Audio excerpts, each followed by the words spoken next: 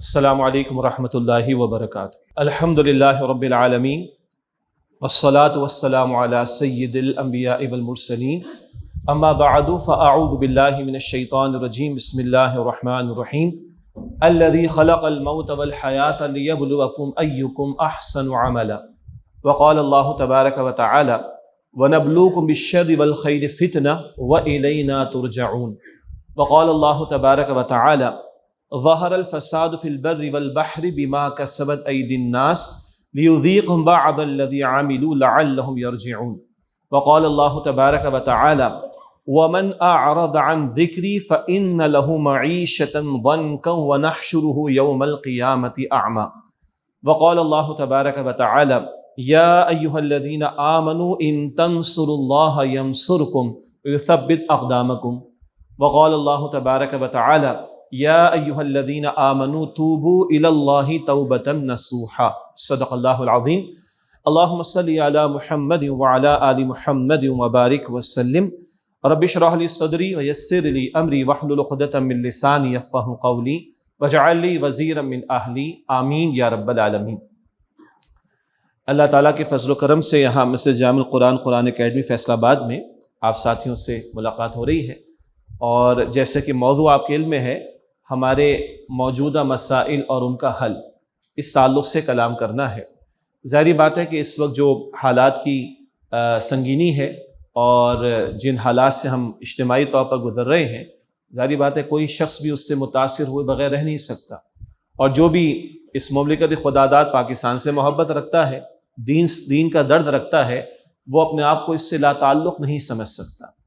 البتہ یہ ہے کہ مملکت خداداد کے مسائل پر تو ہم نے کلام کرنا ہے، لیکن ساتھ ہی انشاءاللہ تعالی دین کی کچھ اصولی بنیادی تعلیمات کی بھی یاد دہانی کا اہتمام ہو جائے تو انشاءاللہ تعالی مفید ہوگا۔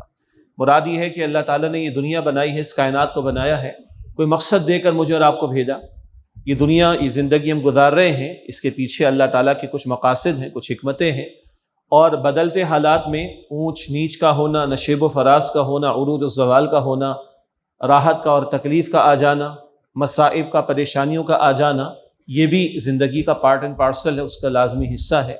پھر یہ کہ مصائب کا آنا، مشکلات کا آنا، تنبیہات کا آنا اور کبھی عذابوں کا آنا، یہ بھی مستقل اللہ تعالیٰ کی سنت کا معاملہ رہا، قوموں کے حوالے سے جا بجا قرآن حکیم میں ذکر ہمارے سامنے آتا ہے۔ تو اگر ہم مسائل پر کلام کرنا چاہیں تو مسائل تو بہت سارے، افراد کے اعتبار سے انفرادی مسائل بھی ہیں، اور پھر اجتماعی معاملات اور اجتماعی مسائل بھی ہیں۔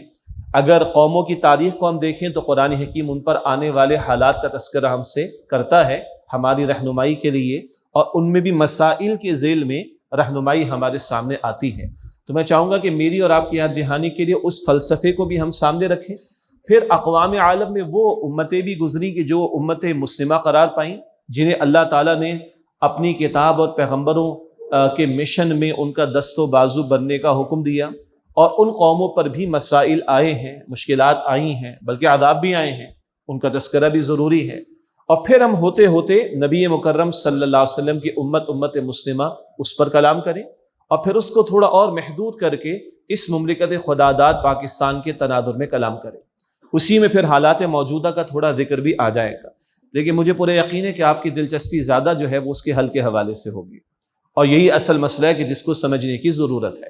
البتہ اس مسئلے پر بھی اس بات کی یاد دہانی ضروری ہے کہ ایک ہوتا ہے حالات کو اور معاملات کو، بدلتی کیفیات کو دیکھنا، یہ خالص مادہ پرستانہ آنکھ کے نتیجے میں، مادہ پرستانہ سوچ کے نتیجے میں، اور ایک ہوتا ہے ان بدلتے حالات اور واقعات کو، مصائب کو، مسائل کو، کیفیات کو وحی کی تعلیم کی روشنی میں دیکھنا۔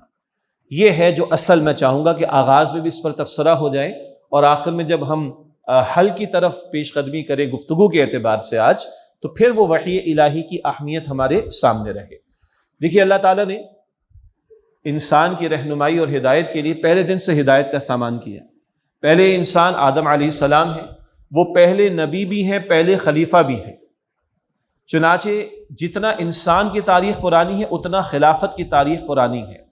یہ الگ بات ہے کہ خلافت کے لفظ کو یا خلیفہ کے لفظ کو معاذ اللہ بہت زیادہ بدنام کیا گیا ہے، اور اس کے بارے میں بڑے غلط تصورات آج پائے جاتے ہیں، لیکن اللہ تعالیٰ تو بتاتا ہے کہ جتنا انسان کی تاریخ پرانی ہے اتنا ہی نبوت کی تاریخ پرانی ہے، اتنا ہی خلافت کی تاریخ پرانی ہے۔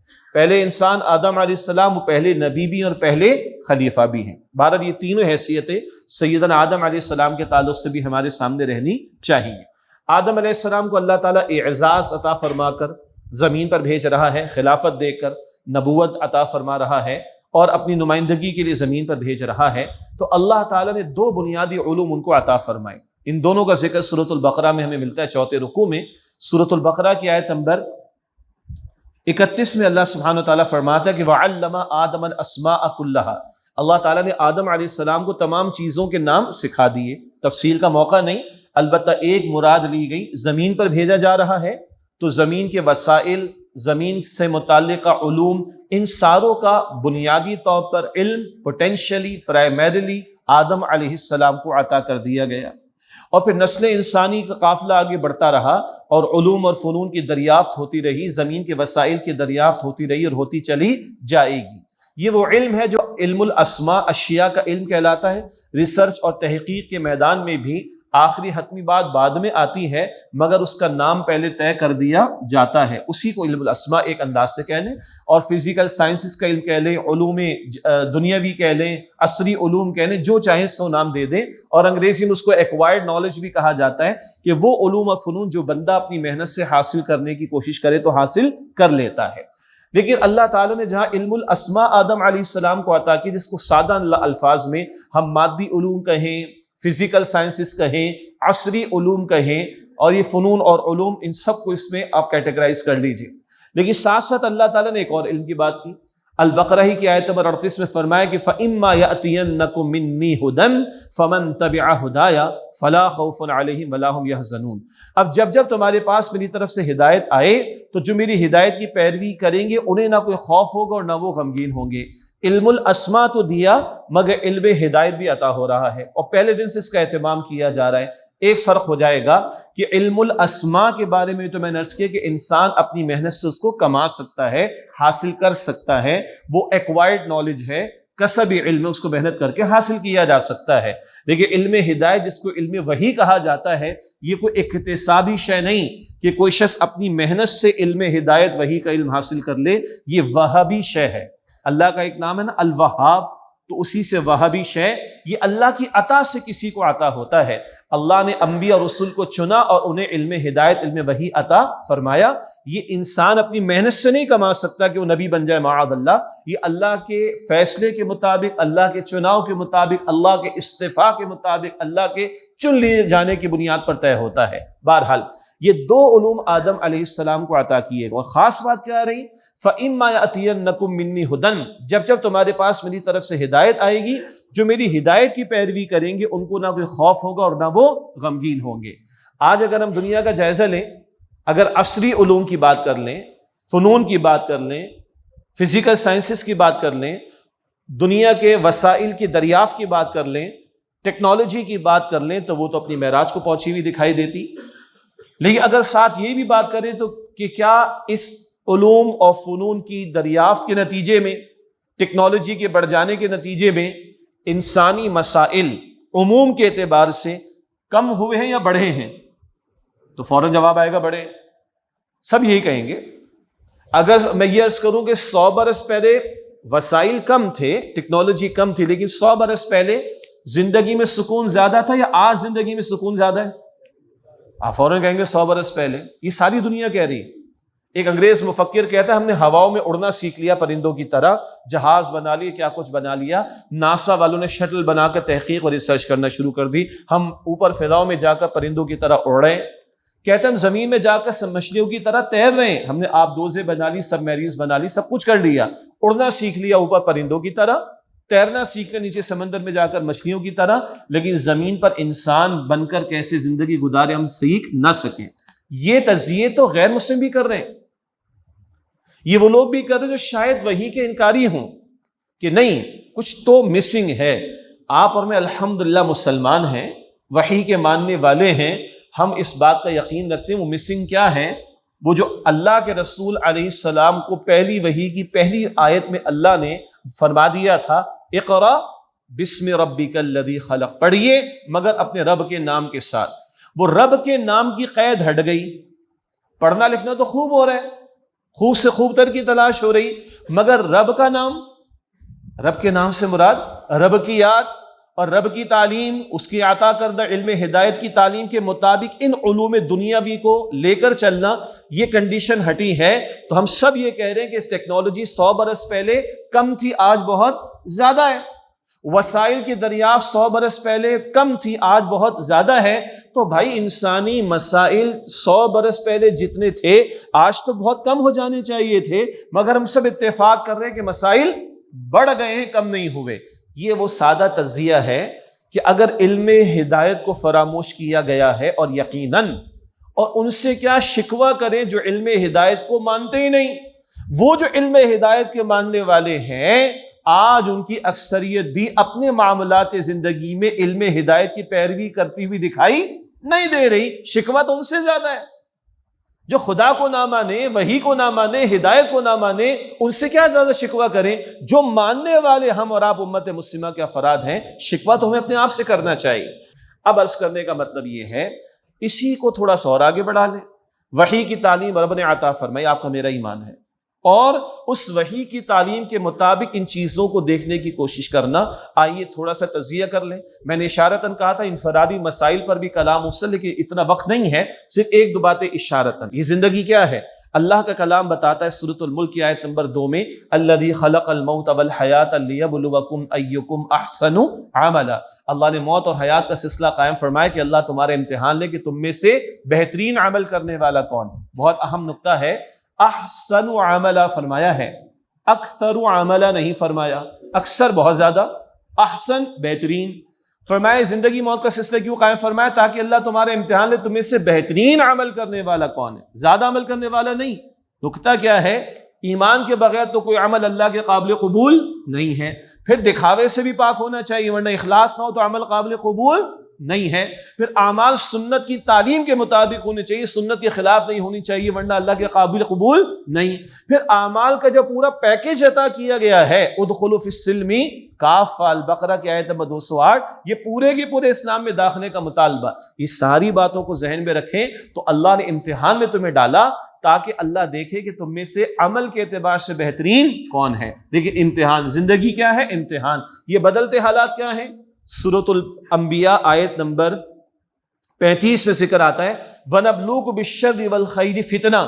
یہ شر اور خیر ان کے ذریعے ہم تمہارے امتحان لے رہے ہیں. وَإِلَيْنَا تُرْجَعُونَ, اور اللہ سبحانہ وتعالیٰ فرماتا ہے کہ تمہیں ہماری طرف ہی لوٹایا جائے گا. بالآخر لوٹ کر اِنَّا لِلَّهِ وَإِنَّا إِلَيْهِ رَاجِعُونَ, اللہ کی طرف لوٹ کر جانا ہے. یہ اتنی بڑی نعمت ہے اس بات کا یقین ہونا کہ یہ زندگی امتحان ہے. اگر زلزلے بھی آ گئے تو بچ جانے والوں کے لیے تو امتحان ہے. رسول اللہ علیہ السلام کے دور میں بھی زلزلے آئے. حضور علیہ السلام فرمایا تمہارا رب چاہتا ہے کہ تم اللہ کی طرف توبہ کرو. اور زلزلے ہاں نافرمان قوموں پر بھی آئے, اس کو بھی ہم سمجھیں گے آگے انشاءاللہ تعالی. لیکن یہ کتنی بڑی نعمت ہے. بیماری آ گئی, امتحان ہے. کاروبار کا نقصان ہو گیا, امتحان ہے. اللہ نے اولاد دے کر واپس لے لی, امتحان. آسان بات تو نہیں. لیکن سنیے, اللہ تعالیٰ نے فرشتے سے پوچھا, جامع ترمذی کی روایت, تم نے میرے بندے کے لخت جگر کی روح قبض کر لی, تم نے میرے بندے کو کس حال میں پایا؟ وہ فرشتہ عرض کرتا ہے, اللہ اس حال میں بھی تیرے بندے نے تیرے لیے شکر ادا کیا, الحمدللہ, اللہ کے فیصلے پر راضی. اللہ فرماتا ہے جاؤ اور جنت میں ایک محل اس کے لیے تعمیر کرو اور اس کا نام رکھو بیت الحمد, اللہ کا شکر ادا کرنے پر عطا کیا جانے والا محل جنت کا. اب مجھے بتائیے, جس کو خدا کا تصور نہ ہو, جس کو آخرت کا تصور نہ ہو, وہ اس طرح کے حادثات پہ کیا طرز عمل دکھاتا ہے؟ اور جسے یقین ہے کہ نہیں, کل اس کائنات کا کل اختیار کس کے پاس ہے؟ رب کائنات کے پاس. اس کا اس موقع پر اظہار کیا ہوتا ہے؟ رو لینا کوئی مسئلہ نہیں ہے, شکوہ شکایت کرنا زبان سے ہی مسئلہ ہے. تو عرض کر رہا ہوں کہ اگر یہ تعلیمات سامنے ہوں, یعنی جو ایتھیسٹ قسم کے لوگ ہیں, خدا کے انکاری قسم کے لوگ ہیں, ایسے مواقع پر تو بیچارے ہارٹ اٹیک سے ہی مر جاتے ہیں, پاگل ہو جاتے ہیں. لیکن جس سے یقین ہے کہ جو وارد ہو رہا ہے میرے رب کے حکم سے ہو رہا ہے. ما اصاب من مصیبت الا باذن اللہ، سورہ تغابن آیت نمبر 11. کوئی مصیبت نہیں آتی مگر اللہ کے اذن سے. ومن یؤمن باللہ یہدی قلبہ، اور جو اللہ تعالیٰ پر ایمان رکھتا ہے اللہ اس کے دل کو ہدایت اور اطمینان عطا فرما دیتا ہے. البتہ یہ تفصیلی موضوع نہیں آج کا، ورنہ بدلتے حالات میں یہ سب کیا ہے؟ اگر کلیئرٹی رہے کہ یہ امتحان ہے میرے رب کی طرف سے، جو ہو رہا ہے میرے رب کے حکم سے ہو رہا ہے. ہاں ظاہر کے حالات میں بیماری کا آ جانے کا معاملہ، کوئی اسٹوڈنٹ فیل ہو جاتا ہے تو اس کو یہ ضرور کہا جائے گا تم تیاری تو پوری کرو نا. یہ تھوڑی ابا کو آ کے کہو گے ابا اللہ کی مرضی کیا کروں میں فیل ہو گیا، یہ تو نہیں چلے گا نا. وہ اپنی کریکشن کی کوشش ضرور کرنی ہے، مگر مجموعی اعتبار سے انفرادی معاملات زندگی میں کبھی کاروبار کا نقصان، کبھی اولاد کا واپس لے لیا جانا، کبھی بیماری کا آ جانا، کبھی اور کوئی مشکل کا آ جانا، یہ ایک باوقار کردار یا رویہ سامنے آتا ہے اس بندے کا جو وحی کی تعلیم پر اعتماد و یقین رکھنے والا ہو. لیکن اس وقت یہ ہمارا براہ راست موضوع نہیں ہے، تو آگے چلے. میں نے عرض کیا تھا مسائل، مشکلات، مصائب اور کبھی عذاب اللہ تعالیٰ نے جا بجا یہ داستانیں قرآن کریم میں بیان فرمائی ہیں، اور قوموں کے تذکرے اللہ تعالیٰ نے ہمارے سامنے رکھے. اللہ تعالیٰ حکمتیں بتاتا ہے مصائب و مشکلات کے اعتبار سے کہ ہاں یہ جو بدلتے حالات کے اندر مشکلات اور مصائب آیا کرتے ہیں، ہم لوگوں کا امتحان لیتے ہیں. کبھی اللہ تعالیٰ فرماتا ہے کہ ہم ان کا امتحان لیتے ہیں، کبھی اللہ تعالیٰ فرماتا ہے ان کو سختیوں میں مبتلا کرتے ہیں. لعلہم یضرعون یا لعلہم یتضرعون، تاکہ وہ روئیں، گڑ گڑائیں، آہو زاری کریں اللہ سبحانہ وتعالیٰ کے حضور. اور کبھی اللہ تعالیٰ ہلاتا ہے لوگوں کو ان کے کرتوتوں کی وجہ سے. سورہ روم کی آیت نمبر 41 میں ہے ظہر الفساد فی البر والبحر بما کسبت ایدی الناس، خشکی اور تری میں فساد مچ گیا لوگوں کے کرتوتوں اور اعمال و گناہوں کی وجہ سے. لیذیقہم بعض الذی عملوا، تاکہ اللہ انہیں ان کے بعض اعمال کا مزہ چکھائے. غور کیجئے گا، سارے اعمال کا نہیں، بعض اعمال کا مزہ چکھائے. اس میں بھی حکمت ہے، لعلہم یرجعون، تاکہ لوگ لوٹیں اللہ سبحانہ وتعالیٰ کی طرف. یہ اللہ کا قانون رہا ہے، یہ اللہ کی سنت رہی ہے، یہ اللہ کا طریقہ رہا ہے کہ پیغمبروں کی آمد کے موقع پر کہیں مشکلات میں، سختیوں میں قوموں کو اللہ نے مبتلا کیا تاکہ دل نرم ہو اور وہ حق قبول کریں. اور کبھی یہ کہ لوگوں کے کرتوتوں کی وجہ سے اللہ تعالیٰ نے عذابوں میں بھی مبتلا کیا اور بچ رہنے والوں کو یہ موقع دیا کہ دل کی نرمی حاصل کرو، لعلہم یرجعون، تاکہ وہ لوگ لوٹیں اللہ سبحانہ وتعالیٰ کی طرف. اور کبھی اللہ تعالیٰ کا کلام بتاتا ہے کہ مسائل کی وجوہات یا مصائب کی وجوہات یا جو عذاب اللہ کی طرف سے آتے ان کی وجوہات کیا ہیں. قوموں نے پیغمبروں کی بات کو رد کیا ہے، قوموں نے پیغمبروں کی نافرمانیاں کی ہیں، قوموں نے شرکیہ رویے اختیار کیے ہیں، قوموں نے سیاسی سطح پر، معاشی سطح پر، معاشرتی سطح پر بگاڑ اختیار کیا ہے، تو اللہ نے قوموں کو مٹایا. نوح علیہ السلام کی قوم، ہود علیہ السلام کی قوم، صالح علیہ السلام کی قوم، یہ قوموں کے واقعات بار بار قرآن کریم میں آتے ہیں. سب کا مشترکہ جرم کیا تھا؟ اللہ کے ساتھ شرک کا رویہ اختیار کرنا، اللہ کا شریک قرار دینا. اور ہاں اس میں یہ بھی شامل کیجئے پیغمبروں کی شان میں گستاخیاں کرنا اور پیغمبروں کی بات کو رد کرنا، پیغمبروں کی مخالفت پر کمر بستہ ہو جانا. اللہ نے ان قوموں کو مٹایا، نشان عبرت بنایا. لیکن میں نے آگے عرض کیا تھا شرک سے آگے بڑھ کر سیاسی سطح پر، معاشی سطح پر اور معاشرتی سطح پر بگاڑ آیا قوموں میں. اللہ نے عذابوں کی مثالیں ہمارے سامنے رکھ دیں. فرعون اور آل فرعون نے قوت و طاقت کا مظاہرہ کیا، اور فرعون نے تو خدائی کا دعویٰ کیا. سورہ نازعات میں ہم پڑھتے ہیں آخری پارے میں فقال انا ربکم الاعلی، اس نے کہا میں تمہارا رب اعلیٰ ہوں. اور اس فرعون نے اور آل فرعون نے مل کر بنی اسرائیل جیسی قوم کو مغلوب کیا، کمزور کیا، دبایا، غلام بنایا، ظلم و ستم کا نشانہ بنایا. اللہ تعالیٰ نے فرعون اور آل فرعون کو غرق کیا، اور فرعون کی لاش کو اللہ تعالیٰ نے قیامت تک کے لیے محفوظ کر دیا اور نشان عبرت بنایا. شعیب علیہ السلام کی قوم شرک میں بھی مبتلا تھی، مگر اس قوم نے معاشی سطح پر ناپ تول کی کمی کی برائی اور جرم کو اختیار کیا. ناپ تول میں کمی کرتے تھے، دوسروں کا حق مارتے تھے، زیادتی کیا کرتے تھے، حق تلفی کیا کرتے تھے، انجسٹس کیا کرتے تھے. اللہ تعالیٰ نے اس قوم پر مختلف عذاب مسلط کیے. ان پر زلزلہ بھی آیا ہے اور ان پر الصیحہ، بہت بڑی چیخ بھی، آفت بھی مسلط کی گئی ان کے اوپر. یہ اللہ تعالیٰ کا کلام بتاتا ہے.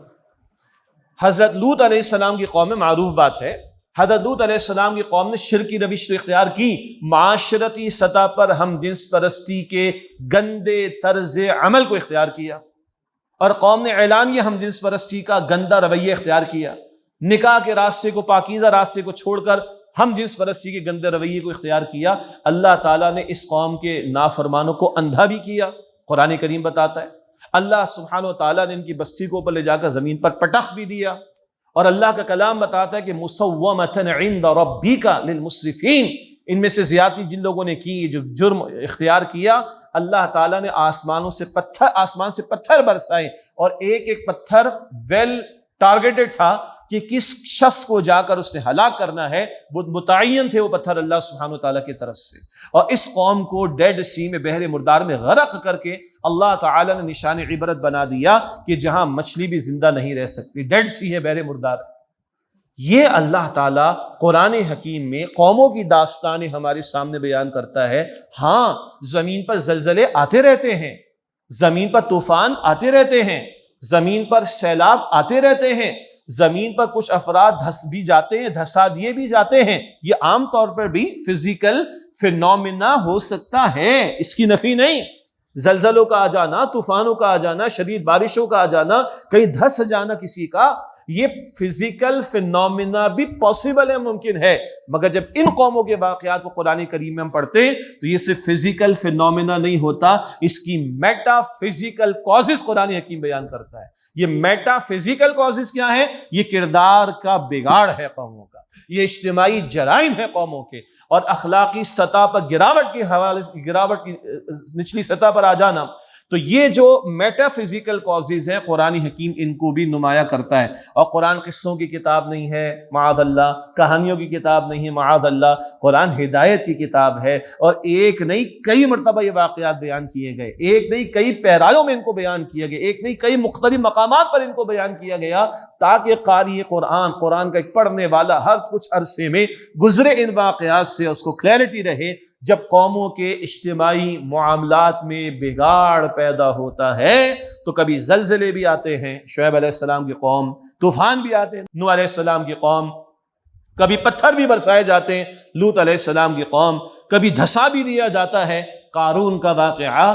یہ قرآن کریم قوموں پر آنے والے آپ مصائب کہیں، مسائل کہیں، مشکلات کہیں، تنبیہات کہہ لیں اور عذاب کہہ لیں، اللہ کا کلام واضح طور پر بتا رہا ہے۔ اس کو میں نے عرض کرنا چاہا کہ آج ہمارے معاملات پر بھی تبصرے کرتے ہوئے اقوام عالم کے معاملات، دنیا کے معاملات، اور خاص طور پر ہمارے ملک کی حالات کے حوالے سے ایک نگاہ تو دیکھ رہی ہوتی ہے، ایسا ہو گیا اور ویسا ہو گیا، وہ پہلے فلاں اقتدار میں تھا، فلاں اقتدار میں آ گیا، اس نے اس کو ہٹا کر اس کو لا کر بٹھا دیا، وہ آدھا عرصہ جو ہے فوجیوں نے حکمرانی کر لی، آدھا یعنی عرصہ فوجیوں نے حکمرانی کر لی، اور آدھا عرصہ جو ہے وہ سول حکمراں ہمارے آگے، ایسا ہو گیا ویسا ہو گیا۔ بالکل ٹھیک، یہ ظاہر کے اسباب میں کچھ وجوہات نظر آئیں گی، اس کی نفی نہیں کر رہے ہم، لیکن اصل سبب کیا ہے اس کی طرف توجہ نہیں ہو سکتی جب تک کہ وحی کی عینک لگا کر ان حالات اور واقعات کو دیکھنے کی کوشش نہ کی جائے۔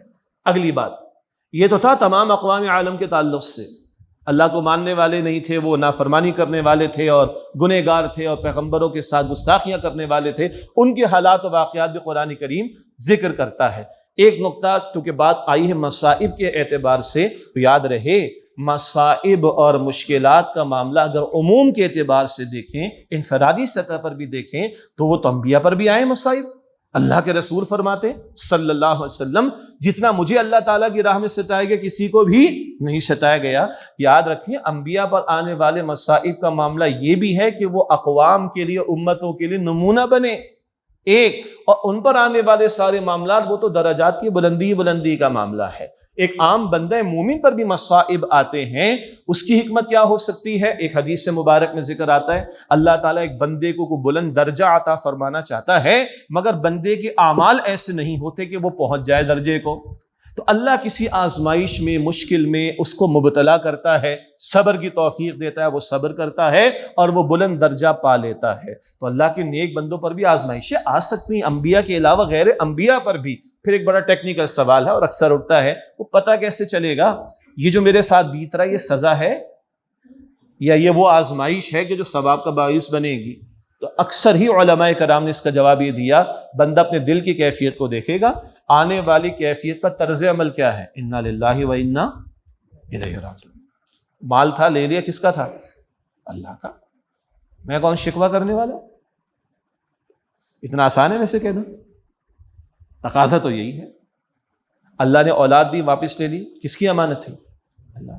کاروبار بڑا چلتا ہوا تھا، آج ذرا گھاٹا ہو گیا، تو پہلے کاروبار دیا کس نے تھا؟ حلال کہاں، کس نے دیا؟ اللہ نے. گھاٹا دیا اسی کو اس نے واپس لے لیا.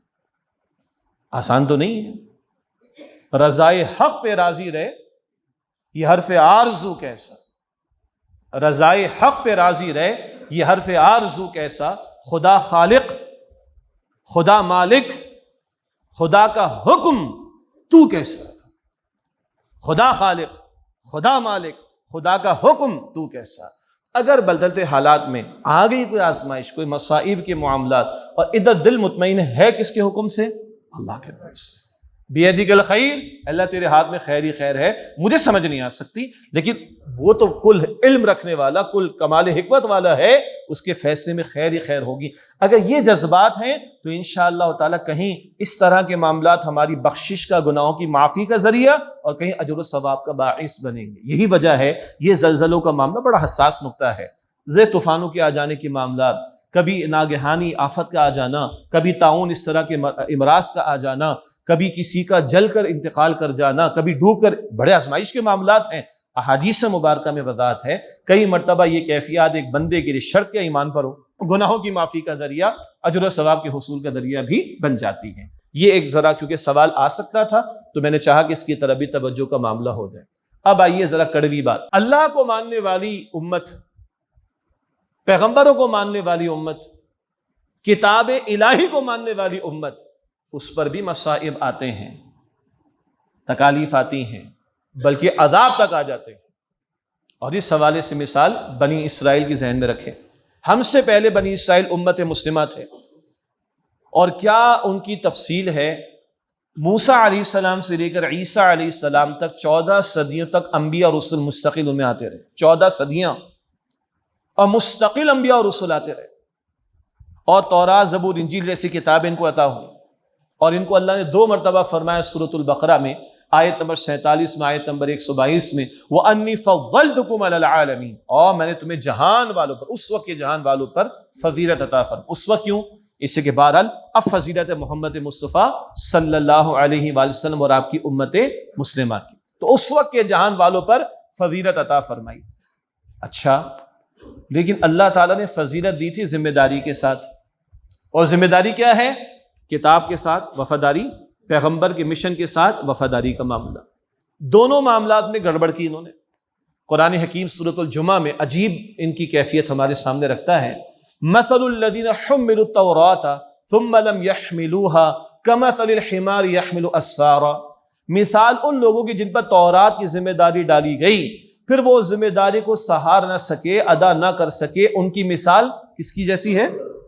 گدھے کی جیسی. گدھا کہتے ہوئے بھی کتنی کراہیت آتی ہے نا. اللہ اکبر کبیرہ.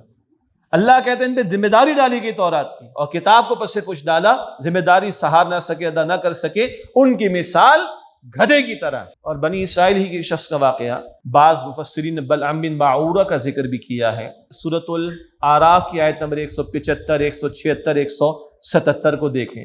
ایک شخص جس کو اللہ نے آیات کا علم عطا فرمایا، مراد پیغمبر کی تعلیم اس تک پہنچی ہوگی، اللہ کی آیات کو تو ڈال دیا پس پشت، لگ گیا دنیا کی محبت میں. اس کی مثال اللہ نے کس سے دی ہے؟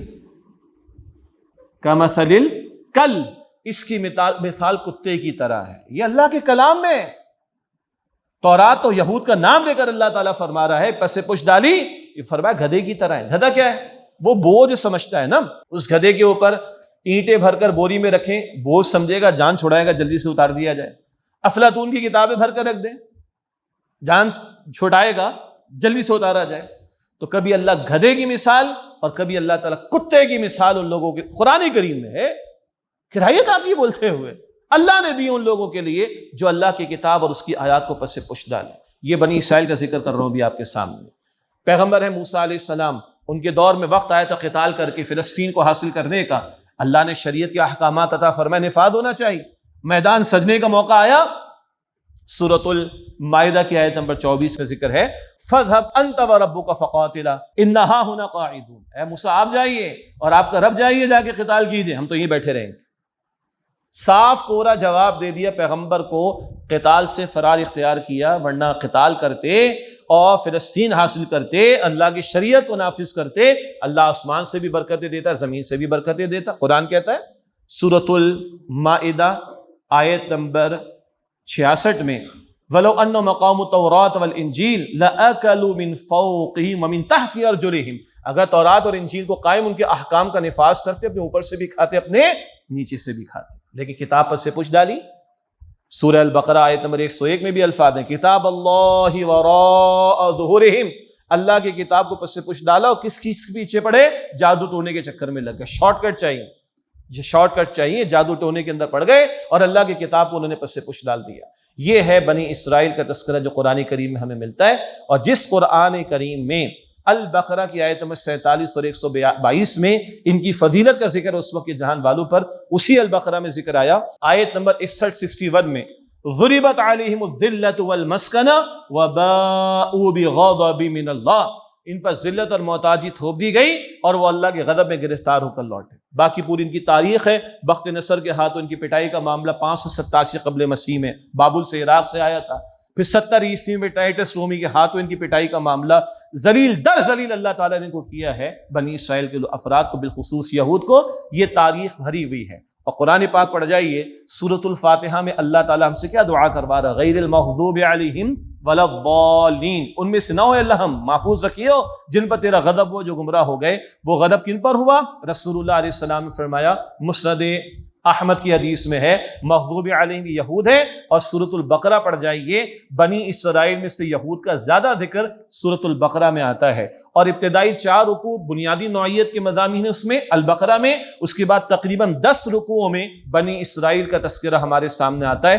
ہم مسلمانوں کو تو کہا گیا آیت نمبر 143 میں جا کر وَكَذَلِكَ جَعَلْنَاكُمْ أُمَّةً وَسَطًا لِتَكُونُوا شُهَدَاءَ عَلَى النَّاسِ وَيَكُونَ الرَّسُولُ عَلَيْكُمْ شَهِيدًا، ہم نے تمہیں درمیانی امت یا امت وسط بنایا۔ وسط میں درمیان کا ترجمہ بھی ہے، معتدل کا بھی ترجمہ ہے، اور بہترین کا بھی ترجمہ ہے، بہرحال تاکہ تم لوگوں پر اللہ کے دین کے گواہ بنو، اور رسول اللہ صلی اللہ علیہ وسلم تم پر اللہ سبحانہ تعالیٰ کے دین کے گواہ بن جائیں۔ ہم مسلمانوں سے نبی اکرم علیہ السلام کی امتیوں سے تو آیت نمبر 143 میں یہ مخاطبت شروع ہوتی ہے، البتہ اس سے پہلے کم و بیش 100 آیات میں زیادہ تذکرہ بنی اسرائیل کا آیا۔ کیوں؟ اللہ کے رسول علیہ السلام نے بھی فرمایا، جامع ترمذی شریف کی حدیث ہے، لَيَأْتِيَنَّ عَلَىٰ أُمَّتِي مَا أَتَىٰ عَلَىٰ بَنِي إِسْرَائِيلَ حَذْوَ النَّعْلِ بِالنَّعْلِ، لازماً میری امت پر وہ حالات آ کر رہیں گے جو بنی اسرائیل پر آئے تھے، بالکل ایسے جیسے ایک جوتا دوسرے جوتے کے بالکل مشابہ ہوتا ہے۔ یہ ساری تمہید میں نے آپ کے سامنے کیوں رکھی؟ ایک ساری اقوام کے حوالے سے ماضی کی اللہ تعالیٰ نے ذکر کیا، وہ نہ ماننے والے تھے۔ یہ ذلت اور رسوائی کا ذکر کن کے بارے میں آ رہا ہے؟ ماننے والوں کے بارے میں، اللہ کو ماننے والے، پیغمبر کو ماننے والے، کتاب الہی کو ماننے والے، مگر کتاب پر سے پشت، پیغمبر کا ساتھ دینے سے انکار، دنیا کی محبت میں ڈوبے، 1000 برس کی عمر، ایک ان میں سے ہر شخص چاہتا ہے، قرآن کہتا ہے البقرہ کے اندر 1000 برس کی چاہتا ہے کہ اس کو عمر مل جائے، یہ دنیا کی محبت میں ڈوب کر اللہ کی کتاب کو پس سے پش ڈالا، پیغمبر کا ساتھ دینے سے انکار کیا، اللہ نے ذلت اور رسوائی مقدر کر دی ان کے۔ آج امت مسلمہ کون؟ ہم مسلمان، 2.25 ارب کم و بیش، 57 مسلم ممالک، تیل جیسی دولت اب بھی بہرحال ہمارے مسلمان بعض ممالک کے پاس، افرادی قوت بھی ہے، ٹیلنٹ بھی ہے، سب کچھ بھی ہے، مگر دنیا میں ہماری حیثیت کیا ہم سب کو معلوم ہے، کیا حیثیت ہے سب کو معلوم، سب سے سستا خون ہمارا، سب سے زیادہ لاشیں پچھلے 100 برس میں ہمارے، سب سے زیادہ انویژن دنیا میں تباہی بربادی مچانے کے لیے قوموں کا داخل ہونا ممالک میں مسلمانوں کے ہاں،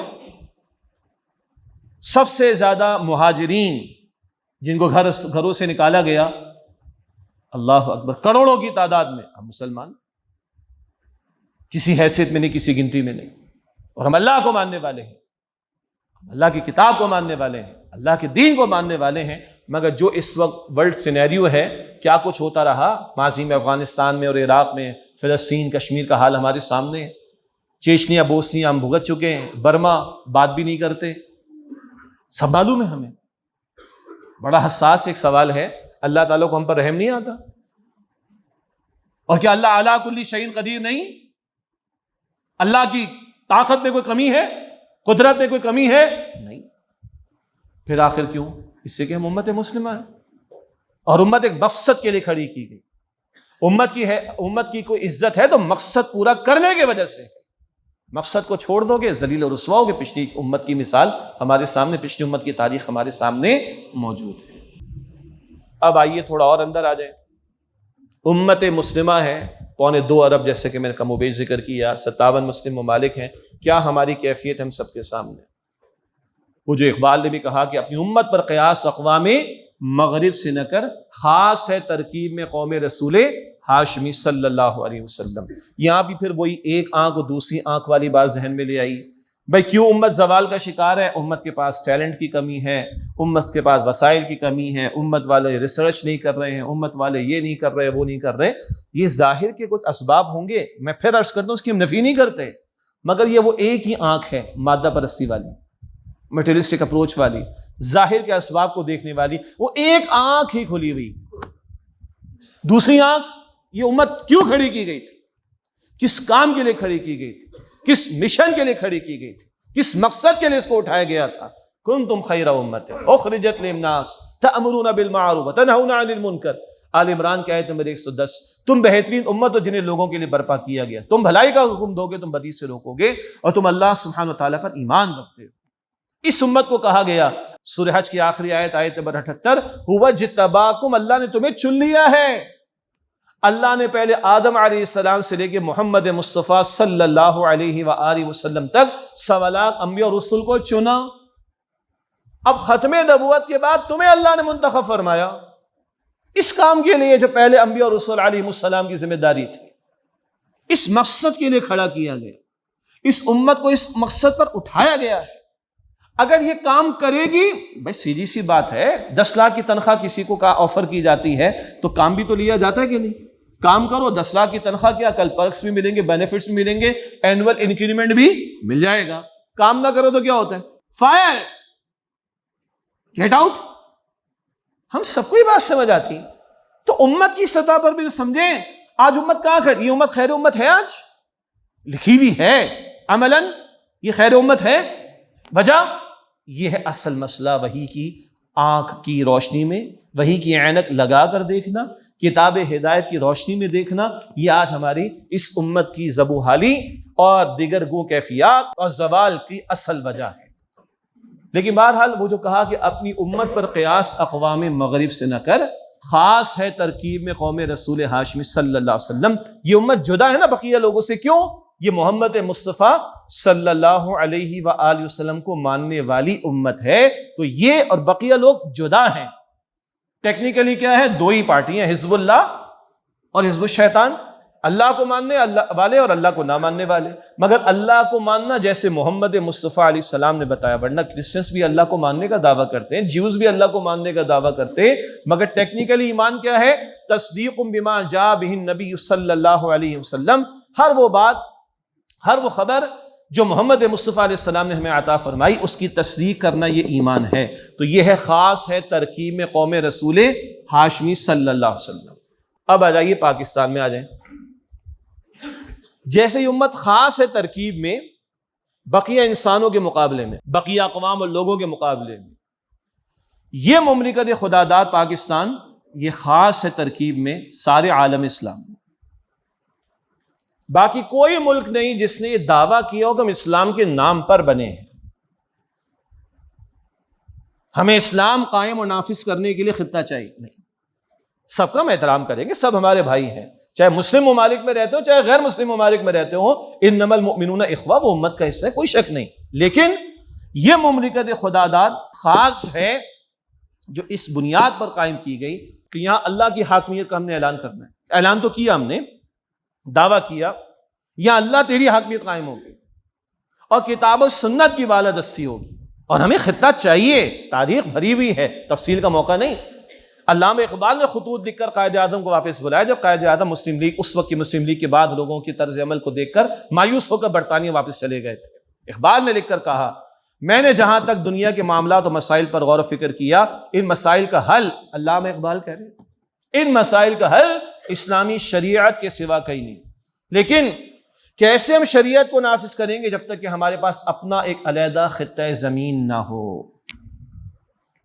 اور اقبال کلیئر ہے اس بارے میں، سروری زیبا فقط الذات بے ہمتا کو ہے، حکمراں ہے ایک وہی باقی بتان اعظم۔ دنیا سیکولرزم کے نعرے لگا رہی تھی، ہماری مرضی، جو چاہیں گے سو کریں گے، نہ، قرآن 3 مرتبہ فرماتا ہے، سورہ یوسف کی آیت نمبر 40 بھی ہے، ان الحکم الا للہ، حکم کو اختیار فقط اللہ سبحانہ وتعالیٰ کی۔ اسی کی ترجمانی اقبال کر رہا ہے، سروری زیبا فقط الذات بے ہمتا کو ہے، حکمراں ہے ایک وہی باقی بتان اعظم۔ قائد اعظم کلیئر تھے، بچے کو معلوم، جب ان سے پوچھا گیا کہ آپ کا آئین کیا ہوگا، کہتے ہمارا آئین اس وقت 13 صدیوں کا، 14 صدیاں کہہ لیں، ہمیں تو ہمارا آئین 14 صدیوں پہلے دے دیا گیا، وہ اللہ کی کتاب قرآن حکیم۔ اسٹیٹ بینک آف پاکستان کے افتتاح کے موقع کی تقریر کے الفاظ موجود ہیں، یہ الگ بات ہے کہ بتایا گیا کہ اسٹیٹ بینک کی ویب سائٹ سے ہٹا دی گئی ہے لیکن ریکارڈ پر موجود ہے، قائد اعظم نے کہا کہ مغرب کے سرمایہ دارانہ نظام نے، کیپٹلسٹ اکانومی، مغرب کے سرمایہ دارانہ نظام نے انسانیت کو غلام بنا کر چھوڑا ہے۔ اب ہمارا فرض ہے کہ اسلام کی عادلانہ تعلیمات پر مبنی ایک معاشی نظام دنیا کے سامنے پریزنٹ کرے۔ قائد اعظم کے الفاظ ہیں، ان کے ذاتی معالج جو ڈاکٹر تھے، ڈاکٹر ریاض علی شاہ کے الفاظ موجود ہیں، سپٹمبر 1988 میں جنگ اخبار میں بھی شائع، ریکارڈ کا حصہ بھی ہیں۔ آخری ایام جو انہوں نے گزارے زیارت کے علاقے میں، ان کے الفاظ ہیں کہ میرا ایمان ہے کہ یہ پاکستان رسول اللہ صلی اللہ علیہ وسلم کا روحانی فیضان ہے، اور میرا بڑا اطمینان ہے کہ خدا نے ہمیں یہ مملکت خداداد عطا کر دی۔ اب ہمارا فرض ہے، الفاظ سنیے گا، اب ہمارا فرض ہے خلافت راشدہ کو سامنے رکھیں، وہاں سے رہنمائی لیں اور عہد حاضر کی اسلامی فلاحی ریاست دنیا کے سامنے پریزنٹ کریں۔ تو they were very clear۔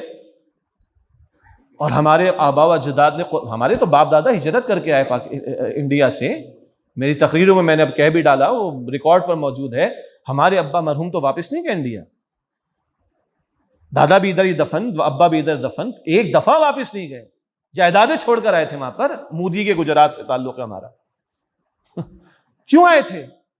جائیدادیں موجود ہیں، آج بھی قبضے کیے لوگوں نے اس کے اوپر۔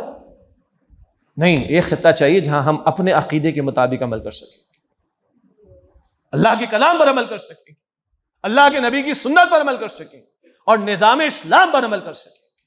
صرف چند نمازیں نہیں، روزے تو آج وہاں جس علاقے سے ہمارا تعلق ہے، اب بھی میں نے چیک کیا، حالات بہتر ہیں اس علاقے میں، کہ مسلمانوں کو ہندوؤں کا جھگڑا نہیں، وہاں ہندو رمضان کے مہینے میں مسلمانوں کے احترام میں کھاتے پیتے نہیں ہیں، وہ بھی کہتے چلو ہم بھی بھوکے رہ لیتے صبح سے لے کے شام تک یار، لیکن صرف روزہ نماز زکوٰۃ تو نہیں، صرف حج عمرہ تو نہیں، صرف تسبیحات و صدقات و خیرات تک تو نہیں، نظام سیاست میں، معاشرت میں، معیشت میں، معاشرت میں انقلابی جو تصور دین نے دیا، ہولسٹک اپروچ جو ہمیں دین نے عطا فرمائی، پورے کے پورے دین کا تصور، نظام حیات کا تصور دیا، اس مقصد کے لیے یہاں پر آئے تھے۔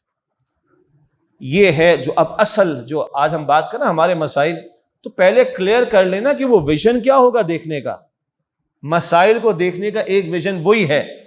حالات بڑے خراب ہیں، بالکل ہیں، فراہ حکمرانوں نے گڑبڑ کی، فوجی حکمرانوں نے گڑبڑ کی، سول حکمرانوں نے گڑبڑ کی، انہوں نے لوٹا، انہوں نے بالکل صحیح بات ہے، کوئی نفی نہیں اس کی، یہ لوٹ مار ہوئی، آئی ایم ایف نے بیڑا غرق کر دیا، ورلڈ بینک والوں نے بیڑا غرق کر دیا، امریکہ کے غلام، یعنی بالکل صحیح بات ہے، ہم نے غلط کی ہے، یہ سب کچھ ہے، مگر کہیں زبانوں پر یہ بات یہ تھی کہ ہم نے غداری کی اللہ تعالیٰ کے ساتھ، ہم نے بے وفائی کی اللہ تعالیٰ کے ساتھ، ہم نے دنیا کو ترجیح دی ہے دین پر، ہم نے اللہ کی کتاب پس پشت ڈالی ہے، یہ بات کرنے کو ہم تیار نہیں۔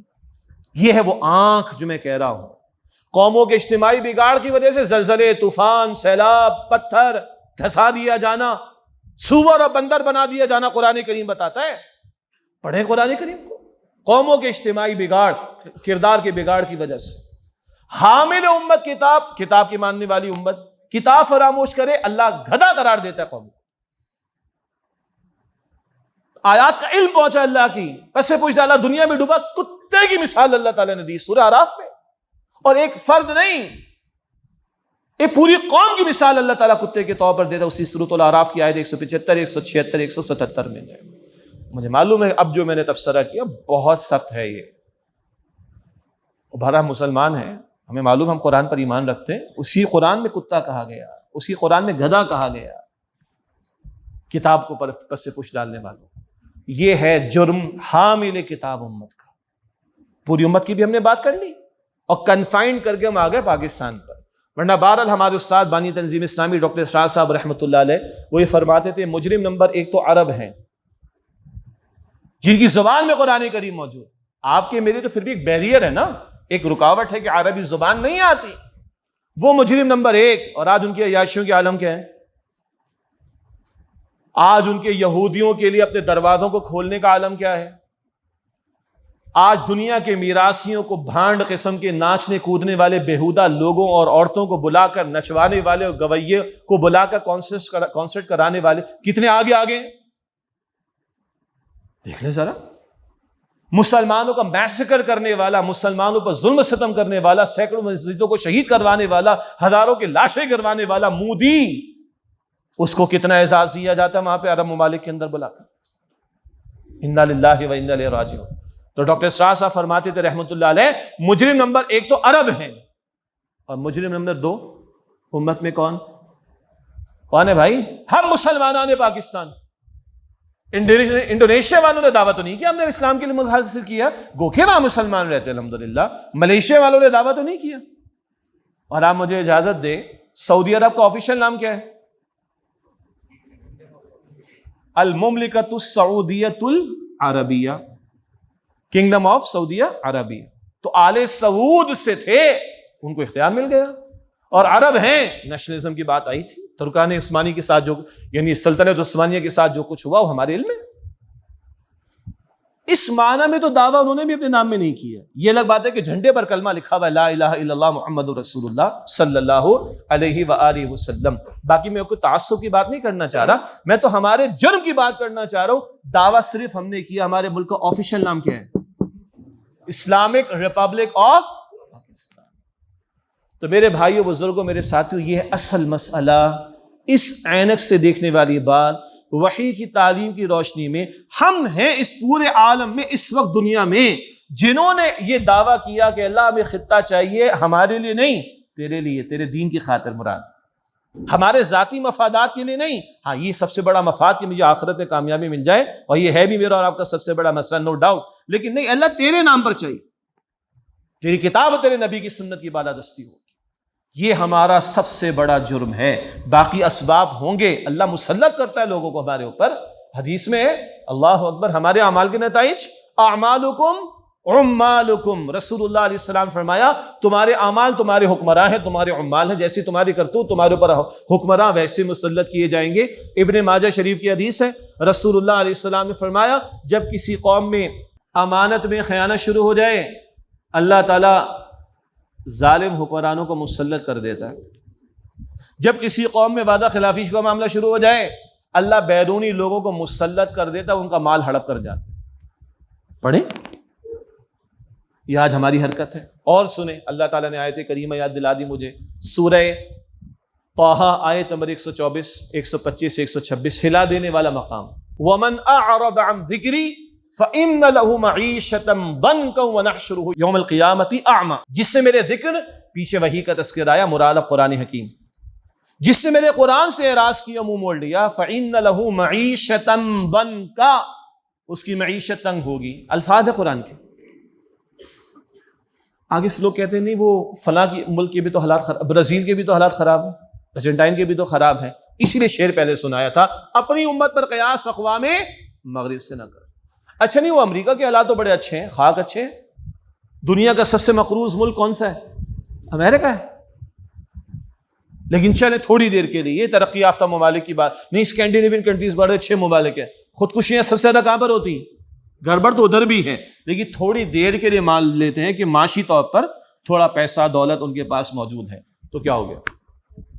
اللہ نے فرعون کو اقتدار نہیں دیا تھا، قارون کو ڈھیروں خزانے نہیں دیے تھے، نمرود کو بادشاہت نہیں دی تھی، ابو لہب ابو جہل کو سرداری نہیں دی تھی، تو کوئی کافر بن جائے لے لے، کوئی کافر بن جائے اور لے لے۔ مسلمان ہو اور اسلام کا دعویٰ ہے اور چاہتے ہو کہ ادھر بھی رحمتیں برسیں، تو سیدھے ہو گئے اللہ کے ساتھ تو برسیں گی، ورنہ نہیں۔ یاد رکھیں، نہ ماننے والوں کے لیے معیار ڈیفرنٹ ہے۔ اللہ خوب دے رہے دنیا میں، آخرت میں کچھ نہیں ملے گا ان کو۔ ماننے والوں کے لیے معیار مختلف۔ اللہ کے رسول کی جو حدیث ہے ذہن میں لے آئیے، صلی اللہ علیہ وسلم، ان اللہ یرفع بہذا الکتاب اقواما ویدع بہ آخرین، بے شک اللہ اس قرآن کی بدولت قوموں کو عروج دے گا، اس کو ترک کر دینے کی وجہ سے قوموں کو ذلیل اور رسوا کرے گا۔ یہ ماننے والوں کے لیے بیان ہو رہا ہے۔ ماننے والے قرآن کو تھامیں گے، دنیا میں اللہ عروج عطا فرمائے گا، اور اللہ کی قسم اٹھا کر میں عرض کروں، اللہ دنیا کو ذلیل کر کے ان کے قدموں میں ڈالے، مگر اللہ کی کتاب کے ساتھ کمٹمنٹ تو دکھاؤ، اور اگر ترک کرو گے تو اللہ ذلیل اور رسوا کر کے چھوڑے گا۔ وہ زمانے میں معزز سے مسلمان ہو کر اور تم خوار ہوئے تارک قرآن ہو کر، بات بالکل واضح ہے ہمارے سامنے۔ دوبارہ آیت کریمہ سورہ طٰہٰ کی آیت نمبر 124، وَمَنْ أَعْرَضَ عَنْ ذِكْرِي فَإِنَّ لَهُ مَعِيشَةً ضَنْكًا، جو میرے ذکر مراد قرآن سے اعراض کرے گا اس کی معیشت تنگ ہوگی۔ وَنَحْشُرُهُ يَوْمَ الْقِيَامَةِ أَعْمَىٰ، اور ایسے لوگوں کو اللہ فرماتا ہے اس شخص کو میں قیامت کے اندھا بنا کر کھڑا کروں گا، یہ آخرت کی سزا۔ قَالَ رَبِّ لِمَ حَشَرْتَنِي أَعْمَىٰ وَقَدْ كُنتُ بَصِيرًا، عرض کرے گا اللہ تو نے مجھے اندھا بنا کر کھڑا کر دے، میری آنکھیں تھی، میں خوب دیکھتا تھا دنیا میں۔ قَالَ كَذَلِكَ أَتَتْكَ آيَاتُنَا فَنَسِيتَهَا وَكَذَلِكَ الْيَوْمَ تُنسَىٰ، اسی طرح میری آیات تیرے سامنے آئی، میرا کلام تیرے سامنے آیا، تو نے میرے کلام کو بھلا دیا، نظر انداز کر دیا۔ وَكَذَلِكَ الْيَوْمَ تُنسَىٰ، آج اسی طرح تجھے فراموش کر دیا جائے گا۔ یہ ٹٹ فار ٹیٹ والی بات ہے۔ You don't have time for my book, I have nothing from my mercy for you، تمہارے پاس میری کتاب کے لیے وقت نہیں ہے، میرے پاس تمہارے لیے رحمت میں سے کچھ نہیں۔ الرحمن علم القرآن، نا، قرآن اللہ کی رحمت کا مظہر اتم ہے۔ رحمت الہی کا نزول چاہتے ہو، قرآن کے ساتھ تو کمیٹڈ ہو جاؤ۔ یہ ہے ہمارا سب سے بڑا مسئلہ۔ ظاہر کے اسباب گن لیجئے، بالکل صحیح، نہ اہل لوگوں کا آنا اور ایسا ہونا اور ویسا ہونا سب ٹھیک ہے اپنی جگہ پر، لیکن اصل سبب کیا ہے؟ وہ ہے اللہ کی کتاب کے ساتھ غداری کا، بے وفائی کا معاملہ۔ اللہ کے ساتھ جو وعدے ہم نے کیے، اس کی نافرمانی ہم نے کی، خلاف ورزی ہم نے کی، وعدہ خلافی ہم نے کی، اللہ کے دین کو ہم نے پس پش ڈالا۔ ہم نے طے بھی کیا، قرارداد مقاصد میں طے کیے 1949 میں، آبجیکٹو ریزولوشن میں، ساورنٹی belongs to اللہ سبحانہ وتعالی، حاکمیت اس ملک میں اللہ کی ہوگی، no legislation would be made repugnant to the Quran and Sunnah، کوئی کتاب و سنت، قرآن و سنت کے خلاف جو ہے قانون سازی نہیں ہوگی۔ ہم نے دعویٰ کر کے طے کر کے دے دیا بھائی، دستور ساز اسمبلی نے طے کر کے دے دیا، پارلیمنٹ نے۔ مگر ہم اپنی 75 برس کی تاریخ کو دیکھیں، اکثر و بیشتر عمل سے فرار اور دوری اور چند اکا دکا اچھے حالات تو نہ کہیں، واقعات بھی نہ کہیں، ایکشنز کہہ لیں، اچھے بھی مل جائیں گے، لیکن ایز اے ہول پیکج اسلام کا نفاذ سیاست میں، معیشت میں، معاشرت میں۔ اچھا، اس کا مطلب لوگوں نے یہ سمجھا کہ بس چوروں کے ہاتھ کاٹنے اور لوگوں کی گردنیں اڑانی۔ عجیب بات ہے، گو اس کا بھی ایک جواب واضح طور پر ہونا چاہیے کہ اگر چوری کے حوالے سے سزا کا نفاذ ہوگا تو پریشانی کس کو ہوگی؟ چور کو ہوگی نا۔ تو جو لوگ اعتراض کرتے ہیں ان سے میرا سوال، آپ نے چوری کرنی نہیں تو میں نے کہا پریشان کیوں؟ قتل کی سزا قصاص ثابت ہوگا، ایگزیکیوشن ہوگی، قاتل کو کیا جائے گا نا، تو اس سے پریشان کس نے ہونا ہے؟ جس نے قتل کرنے کو۔ آپ نے قتل کرنا ہے نہیں تو پھر آپ کیوں پریشان ہیں؟ یعنی سمجھانے کے لیے ایک بات، یو گاٹ دا پوائنٹ۔ لیکن اسلام نے صرف سزاؤں کا تصور تو نہیں دیا، اسلام نے سوشل ویلفیئر کا تصور بھی دیا ہے، کفالت عامہ کا تصور بھی دیا ہے، اور آج ہماری مت ماری گئی ہے، مرعوبیت کی انتہا ہے، غلامانہ ذہنیت کی انتہا یہ ہو گئی کہ لفظ سوشل ویلفیئر بھی ہمارا تصور ہے کہ غیروں نے ہمیں سکھایا۔ وہ جناب دیکھیے اسکینڈینیوین کنٹریز کے اندر یہ فلاں الاؤنسز ہوتے ہیں، یہ ہوتا ہے، وہ ہوتا ہے۔ وہ اللہ کے بندو، ہمیں سیدنا عمر دے کر گئے رضی اللہ تعالیٰ۔ یہ خلافت راشدہ کی برکات دنیا کو ملی، اور افسوس بلکہ اس سے بڑھ کر ظلم در ظلم یہ کہ ہم نے دنیا کے سامنے پریزنٹ کرنا تھا۔ آج ہم دنیا کی کچھ باتوں کو لے کر کہتے ہیں جناب کتنے اچھے لوگ ہیں، وہ کہتے ہیں وہ خود ہیں کہ وی آر فالوئنگ دا عمر's لا، ہم عمر رضی اللہ تعالیٰ عنہ کے دیے ہوئے اصولوں کو، تعلیمات کو اختیار کیے ہوئے ہیں۔ سیدنا عمر کا دور پڑھیں، ایک شخص معذور ہے، اس کا وظیفہ لگا ہوا ہے، اگر اس کی اولاد پیدا ہو گئی ہے، ایک اتنا معذور کی اولاد پیدا ہو گئی بہرحال اس کے یہاں، اس بچے کا ڈے 1 سے وظیفہ لگے گا، جب تک دودھ پی رہا ہے اتنا وظیفہ ہوگا، جب کچھ کھانے کے قابل ہوگا تو اتنا وظیفہ لگ جائے گا۔ اللہ اکبر۔ اتنے نابینا لوگوں پر خلافت کی طرف سے سپروائزر ہوتا تھا کہ انہوں نے جا کر اس کی ذمہ داری پوری کرنی، ایسا کرنا ویسا کرنا ہے۔ اور ایک مرتبہ تو حد ہو گئی کہ سیدنا عمر رضی اللہ تعالی عنہ کی اہلیہ نے ایک خاتون کے گھر میں بچے کی ولادت کا موقع تھا، تو یہ ساری ذمہ داری سیدنا عمر کی اہلیہ نے جا کر انجام دی۔ کہاں بتایا جاتا ہے اسلام کا یہ تصور، کفالت عامہ کا تصور؟ وہ جملہ تو بڑا مشہور کہتے ہیں ریاست ماں ہوتی ہے، وہ جا کے کو پوچھے نا سیدنا عمر سے رضی اللہ تعالیٰ عنہ، اور ان سے پہلے اللہ اکبر کیا کیٹیگوری کا الفاظ ہے سیدنا صدیق اکبر کے رضی اللہ عنہ، اول خطبے کے اندر، تمہارا ہر طاقتور میرے نزدیک کمزور ہے جب تک کہ اس سے حق لے کر حقدار کو نہ دے دو۔ اگلا جملہ، تمہارا ہر کمزور میرے نزدیک طاقتور ہے جب تک کہ حق لے کر اس کو دلوانا دو۔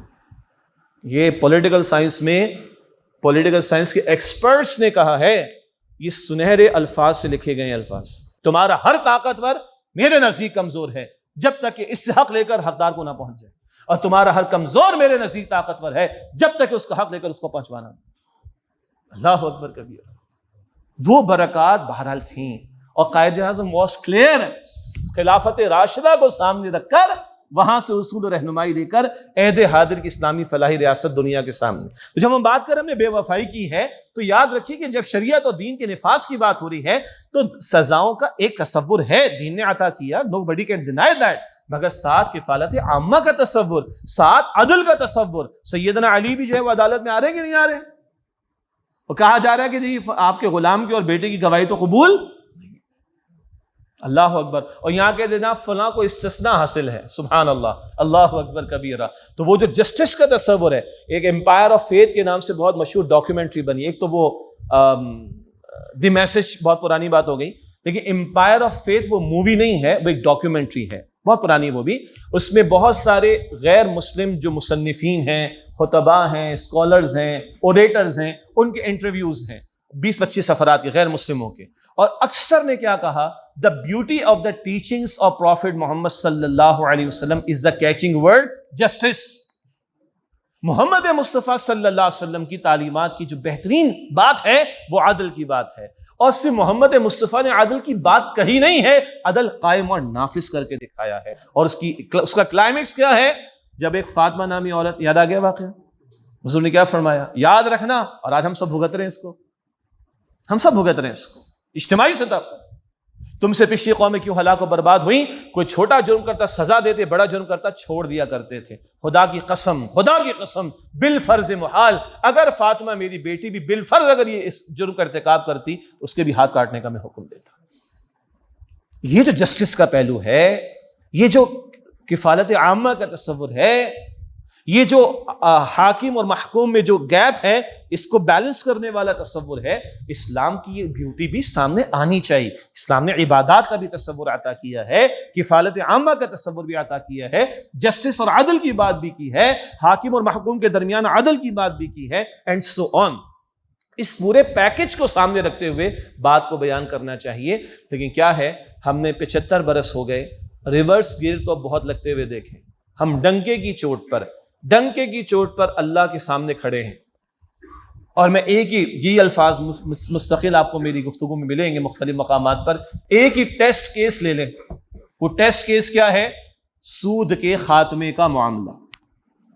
50 سال کی محنتیں، دلائل کے انبار، اور بڑے بڑے کمیشنز اور بڑی بڑی ڈسکشنز علماء میں، ایکسپرٹس میں، اور اس کے بعد 1991 کا فیڈرل شریعت کورٹ کا ڈیسیجن، اس کے خلاف اسٹے کا معاملہ، پھر 1999 کی سپریم کورٹ آف پاکستان کی شریعت اپیلنٹ بینچ کا فیصلہ، اس کے حوالے سے مشرف کے دور میں ججز کو بدل دیا گیا، پینل ہی پورا بدل دیا، ان کا بینچ ہی پورا بدل دیا، اور اس کے بعد 20 برس کی محنتوں کے بعد 2022 کے ماہ رمضان کی 26 تاریخ کو 317 صفحات کا فیڈرل شریعت کورٹ کا پھر فیصلہ آیا اور سب فیصلے اس بات پر متفق، تمام دلائل کے بعد، مباحث کے بعد، ہر طرح کے اشکالات، اعتراضات وغیرہ کے جوابات کے بعد کہ بینک انٹرسٹ ربا ہے، یہ وہی ربا ہے جو قرآن کہتا ہے فَأَذَنُوا بِحَرْبٍ مِّنَ اللَّهِ وَرَسُولِهِ، اللہ تعالیٰ اور اس کے رسول علیہ السلام سے جنگ کے لیے تیار ہو جاؤ گا، سود کے دھندے ختم نہیں کرتے۔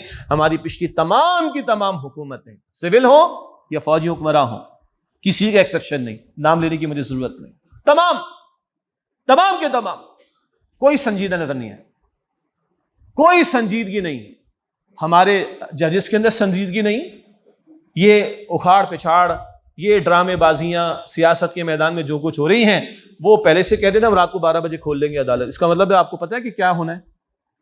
رات کو 12 بجے عدالت کھولنے کو تیار ہے۔ میں تو ابھی اب آ رہا تھا لاہور سے، تو اپنے ایک بیان تھوڑا کچھ مجھے ذہناً تیار کرنا تھا اپنے آپ کو، تو میں نے عرض کیا دن کے 12 بجے بھی تیار نہیں ہے کھولنے کے لیے، دن کے 12 بجے تو عدالت کا ٹائم ہوتا ہے نا۔ ٹیکنیکل معاملہ ہے کہ سپریم کورٹ آف پاکستان کی شریعت اپیلنٹ بینچ میں 28 کے قریب اپیلیں داخل ہیں، یہ ہٹیں گی، سیٹ اسائڈ ہوں گی، تو جو فیصلہ 26 رمضان پچھلے سال کا ہے 2022 کا، اس پر عمل درآمد کے لیے ٹیکنیکلی بات آگے بڑھ سکے گی، مگر ہمارے ججز کو بھی توفیق نہیں ہو رہی کہ 28 کو ایک طرف کر کے آگے فیصلے کو بڑھانے کے لیے عمل درآمد کی طرف لانے کی کوشش کریں۔ اور کیا آج کے اپوزیشن والے اور آج کے حکمراں اور کل کی حکمراں اور کل کے اپوزیشن والے، کیا سول ہماری گورنمنٹ اور کیا ہماری فوجیوں کی گورنمنٹ، سارے کے سارے، باقی دین کی میں کیا بات آپ کے سامنے رکھوں؟ اللہ اور اس کے رسول سے جنگ، کیا مطلب ہے اس کا؟ قرآن کے الفاظ ہیں، کسی مولوی صاحب کے، مفتی صاحب کے نہیں ہیں، کسی عدالت کے جج کا ورڈ اس کے الفاظ نہیں ہیں، یہ قرآن کے الفاظ ہیں۔ اگر اللہ اس کے رسول سے جنگ کی حالت میں رہیں گے تو پاکستان کے مسائل حل ہونے، پھر دوبارہ وہ شاید دوہرا لیں، اپنی امت پر قیاس اقوام مغرب سے نہ کر، خاص ہے ترکیب قوم رسول ہاشمی صلی اللہ علیہ وآلہ وسلم۔ اب پاکستان کے بہت سے مسائل پر بات ہو سکتی ہے، اگر سیاست کے میدان کو آپ دیکھ لیں ہم کہاں کھڑے ہیں، ہم 75 برس کے بعد بھی میچور ہونے کو تیار نہیں ہیں۔ کبھی حکمراں یعنی کبھی سیاستدان بھاگتے ہیں جی ایچ کیو والوں کے پاس، پھر کبھی جی ایچ کیو والوں کو کہنا پڑتا ہے کہ آئندہ ہم سیاست میں دخل اندازی نہیں کریں گے، کوئی اعتماد نہیں ہو رہا۔ کبھی سیاستدان کہتے ہیں کہ فوجیوں کو ادھر نہیں آنا چاہیے، پھر خود ہی جا کے جی ایچ کیو والوں کے پاس وہ پینگے بڑھاتے ہیں۔ ہم میچور ہو کے نہیں دے رہے اس معاملے کے اندر، ٹھیک ہے؟ معیشت کا معاملہ کیا ہے، مجھے کچھ کہنے کی ضرورت ہے؟ اب تو ہم لطیفے بتاتے ہیں کہ بھائی ڈالر پہلے 300 کا ہوگا یا پیٹرول 300 روپے کا ہوگا، ہم مذاق مستی میں آ گئے۔ کہاں صدر ایوب کے دور میں 4 آنے بڑے تھے کس چیز پر جی؟ کیا ملک کی حالت ہو گئی تھی؟ کچھ نہیں۔ اور حالت کیا ہے معیشت کی؟ فیصل آباد تو پاکستان کا اکنامک ہب ہے، اتنا بڑا شہر آپ لوگوں کا، آپ حضرات مجھ سے زیادہ بہتر جانتے ہیں۔ ڈالر ہمارے پاس نہیں، ایل سیز ہم نہیں کھول سکتے، کنٹینر ہم نہیں چھوڑا سکتے، قرض ہمارا بڑھتا چلا جا رہا ہے، روپے کی قدر نیچے سے نیچے جا رہی، خودکشیاں بڑھتی چلی جا رہی ہیں، اور اس کے نتیجے میں جو اخلاقی بگاڑ آ رہا ہے، بھوک آدمی کو کہاں تک لے جاتی؟ کاد الفقر و یکون کفرن، کبھی فقر کفر تک لے جاتا ہے۔ یہ بھوک ستا کر انسان کو کہاں تک لے جا سکتی ہے، وہ اخلاقی بگاڑ بھی ذہن میں رکھیے۔ اللہ تعالی ہمارے حال پر رحم فرمائے۔ ہم اور آپ اچھے ہیں الحمدللہ، اللہ کا شکر ہے، ہمیں اور آپ کو آٹے کی لائن میں نہیں رکھنا پڑتا۔ ہم میں سے اکثر کا معاملہ شاید جو یہاں موجود ہیں، ہم ڈپارٹمنٹل اسٹور میں جاتے ہیں تو ریٹ نہیں دیکھ رہے ہوتے، ہم چیزوں کو اٹھا کے ڈالتے ہیں، آخر میں بس ایک اپنا اے ٹی ایم کارڈ لگا کے پیمنٹ کر کے باہر آ جاتے ہیں، شاید ہمیں ریٹ بھی پتہ نہ ہو۔ اور کتنوں کا معاملہ ایسا ہوگا کہ 10 مرتبہ سوچتے ہیں کہ یہ اگلا آئٹم خریدیں یا نہ خریدیں۔ یہ بھی بہت ہلکی بات میں نے آپ کے سامنے رکھی ہے، بہت زیادہ اس وقت معیشت کے اندر مسائل ہیں، ہم سب اس سے بھگت رہے ہیں۔ اخلاقی بگاڑ ہمارے استاد کہتے ہیں ڈاکٹر اسرار صاحب رحمۃ اللہ علیہ کہ جو جتنا اوپر ہے اتنا بڑا جھوٹا، اتنا بڑا وعدہ خلاف، اتنا بڑا گالم گلوچ کرنے والا، اتنا بڑا وعدے کو توڑنے والا۔ یہ 4 علامات کس کی ہیں؟ جھوٹ، وعدہ خلافی، خیانت و گالم گلوچ، منافق۔ یہ آج ہمارے اجتماعی قومی مزاج ہے، الا ماشاء اللہ۔ یہ سب کیا ہے؟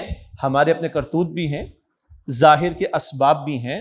ہم نے کشکول پھیلانا شروع کیا تھا 1988 سے، مختلف نام ہیں ان پروگرامز کے، ایک کا نام ہے اسٹرکچرل ایڈجسٹمنٹ پروگرام SAP. سیپ تو کچھ اور کہلاتا ہے IT کی فیلڈ کے اندر، مگر ہم نے اسٹرکچرل ایڈجسٹمنٹ پروگرام کے تحت IMF ورلڈ بینک سے پیسہ لینا شروع کیا. اس سے پہلے کی اسٹیٹسٹکس کو دیکھ لیجئے اور آج کی دیکھ لیجئے، زمین آسمان کا فرق ملے گا. وہی سود کے دھندے در دھندے میں ہم مبتلا ہوتے چلے گئے. تو سیاست کا بگاڑ اور معیشت کا بگاڑ، معاشرت کا بگاڑ ہمارے سامنے ہے. ملک میں دہشت گردی کے معاملات بھی پھر سر اٹھانا شروع ہو گئے. یہ اپنی جگہ بہت بڑا مسئلہ ہمارے سروں پر قائم ہے.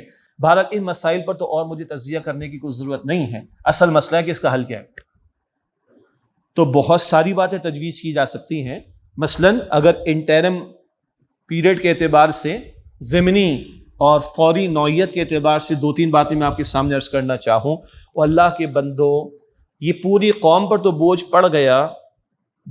کتنے کا ہو گیا پیٹرول؟ 273 روپے ہو گیا، راؤنڈ آف فیگر، ٹھیک ہے. اور کتنا بھگتے گی عوام؟ بجلی اور کتنی بڑھاؤ گے بھائی؟ گیس کا ریٹ اور ٹیرف کتنے بڑھاؤ گے؟ ٹیکسز اور کتنے مارو گے اس قوم کے اوپر؟ جبکہ ہم نے بھی ریکمینڈ کیا، دین کے درد رکھنے والے، ملک سے محبت کرنے والے، وہ بھی ریکمینڈ کر رہے ہیں. اور گورنمنٹ نے خود غالباً اپنی کیبنٹ میں کہا ہے، یا افراد متعلقہ ان سے کہا کہ جی تجاویز دیجئے. بڑی اچھی تجاویز آئی، وہ زبان زد عام بھی ہیں. بھائی عام آدمی پہ میں بھی کہہ رہا ہوں کتنا بوجھ ڈالو گے؟ اب تو وہ بیچارہ کہہ رہے ہیں میں بچے کی اسکول کی فیس بھروں یا اپنی موٹر سائیکل میں پیٹرول ڈلواؤں، اور کچھ کہتے ہیں میں آٹے کی لائن میں لگوں یا بچے کی دوائی کے لیے پیسے جمع کروں. کتنا ڈالیں گے؟ لیکن اسی مملکت خدا داد میں ممبرز آف پارلیمنٹ بھی ہیں، بیوروکریسی کے اندر سول بھی ہیں اور فورسز کے لوگ بھی ہیں، ہزاروں کی تعداد. پھر بہت بڑی تعداد ریٹائرڈ لوگوں کی بھی ہے، جو پرکس اور بینیفٹس ان کو ملتے ہیں سروس کے دوران اور سروس کے بعد. وہ کس کے پیسوں سے ہیں بھائی؟ عوام ہی کے پیسوں سے. تو وہ ساتھ ایک بہت بڑا فلو کہاں جا رہا ہے؟ مطلب میں ذاتی طور پر ایک صوبے کے چیف منسٹر کے ہاں ایک مرتبہ جمعہ پڑھانے کسی کی دعوت پر گیا، اور ظاہر بات ہے کھانے کا بھی انتظام تھا. 3 قسم کے ہالز تھے کھانے کے، 3 کیٹیگریز ہوتی نا، ABC. جس جگہ CM صاحب کے ساتھ بٹھایا گیا، میرا گمان یہ ہے کہ وہ ٹیبل چوکور انداز میں اتنی بڑی تھی کہ 50 سے 60 لوگ بیٹھے ہوئے تھے، اور وہ آؤٹ سورسڈ تھا. یہ بات ہو رہی ہے آج سے 10-12 سال پرانی، یہ شاید اس سے بھی زیادہ پرانی. اور کم از کم میری تو ہمت جواب دے گی 2-4 آئٹم کے بعد ہی تھوڑا تھوڑا لے کر، میرا گمان یہ ہے کہ 40 سے 50 آئٹم ٹھک ٹھک ٹھک کر کے سرو ہوئے ہیں. اس پر بھی CM صاحب نے کہا یہ کہ بھائی وہ فلاں چیز کیوں نہیں. یہ تو بہت ہلکی سی بات میں نے آپ سے عرض کی ہے. ایک بہت بڑے ریاستی ادارے کے ایک بڑے اہلکار کا گھر، جہاں سے وہ اور ان کی بیوی رہتی ہیں، باہر سے ہمیں دکھایا گیا ایک شہر کے اندر، بتانے کی ضرورت نہیں. اور وہاں کے رہنے والے دائیں بائیں کے لوگوں کا کہنا تھا کہ 400 ملازمین ہیں اس میں. بہت بڑے ریاستی ادارے کے افراد جو دیندار ہیں وہ بتاتے ہیں سردی میں بھی AC چلنے ٹکا کر، اور کوئی پوچھنے والا نہیں، کوئی روک ٹوک کرنے والا نہیں. ریٹائرمنٹ کے بعد 10-10 لاکھ روپے کی پینشن بھی آپ نے پڑھی سنی ہوگی. اتنے پلاٹ اور اتنے زیادہ پلاٹ اور یہ پرکس اور یہ بینیفٹس، یہ سب کیا ہے آخر؟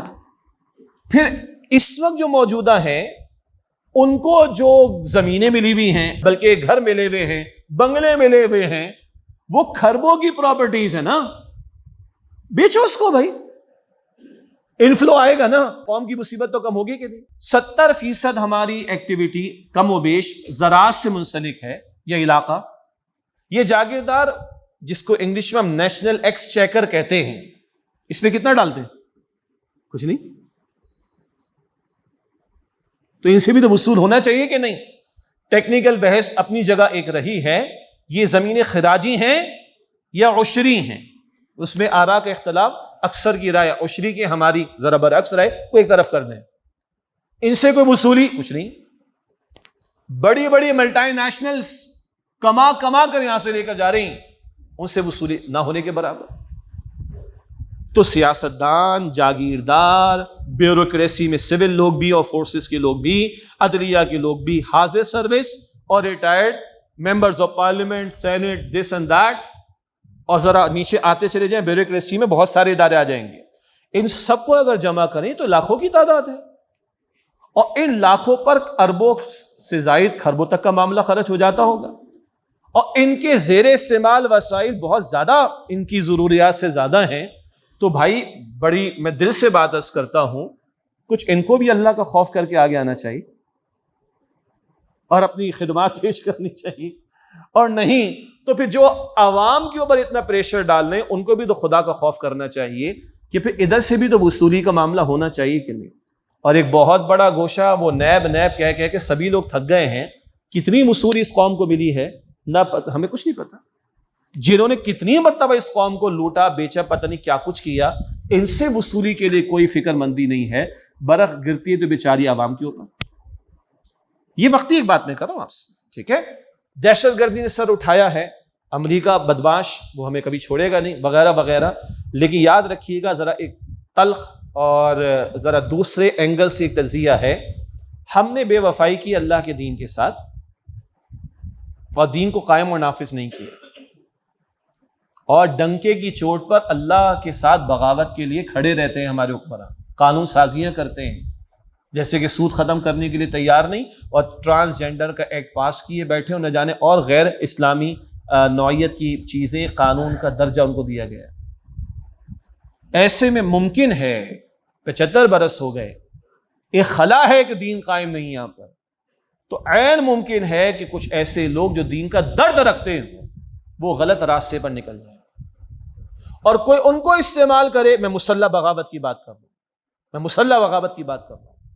اور کوئی دین دشمن اور پاکستان کا دشمن ان کو استعمال کرے اور اس ملک کے اندر افراتفری کا معاملہ آ جائے. یہ تجزیہ ہمارا بھی ہے، اور یہ تجزیہ علماء کرام کا بھی ہے. 2010 ڈاکٹر اسرار صاحب رحمۃ اللہ علیہ کا اپریل 2010 14 تاریخ کو انتقال ہوا تھا. انہی دنوں میں جامعہ اشرفیہ لاہور میں مکتبہ دیوبند کی چوٹی کے 250 علماء موجود تھے، اور ان علماء کا بھی اتفاق اس بات پر ہوا کہ پاکستان میں بہت سارے مسائل بشمول دہشت گردی، مگر اس کی سب جڑ و بنیاد میں مسئلہ کیا ہے؟ ہم نے شریعت کو یہاں پر نافذ نہیں کیا، اور اس خلا کو اگر ہم پورا نہیں کر رہے تو پھر یہ بگاڑ اور بڑھتا چلا جائے گا. اس نہج پر بھی غور کرنے کی ضرورت ہے. ایک وقتی طور کا معاملہ، اس وقت جو سیاسی اکھاڑ پچھاڑ کا معاملہ اور گرفتاریاں ہیں، مقدمات ہیں، اور یہ ہے اور وہ ہے، اور ایک دوسرے کے خلاف توپوں کا رخ ہے، اور رسہ کشی ہے اقتدار کے لیے، اور سب کچھ ہے اپنی جگہ پر. لیکن بہرحال ملک اس طرح کی افراتفری، انتشار، خلفشار کا متحمل قطعاً نہیں. سب لوگ کہہ رہے ہیں ہماری معیشت وینٹیلیٹر پہ آ چکی ہے، اور ہم ابھی گئے تو کبھی گئے. اللہ تعالیٰ حفاظت کا معاملہ رکھے. وقتی ہمارا ایک مشورہ کیا ہے؟ وقتی مشورہ یہ ہے کہ ان سیاستدانوں کو خوف خدا کرنا چاہیے، اور بہرحال جو اس وقت ملک کی صورتحال سالمیت کی اعتبار سے اور معیشت کے اعتبار سے، تو بہرحال ان کو مذاکرات کے ذریعے بات طے کرنی چاہیے. وہ جناب وہ آئینی تقاضا ہے کہ صوبہ پنجاب میں اور کے پی میں 90 دن میں انتخابات ہو جانے چاہیے، پھر آگے انتخابات، عام انتخابات بھی آ رہے ہیں، تو مل بیٹھ کے کوئی طے کر لیا جائے. بھائی قوم کا اور کتنا بیڑا غرق کرنا ہے، ستیہ ناس کرنا ہم نے، اور جیسے تیسے بھی ایک نظام تو چلانا ہے نا. آئیڈیل نہیں ہے ہمارے نزدیک، میں کہہ رہا ہوں، اصل بات آخر میں آنی ہے.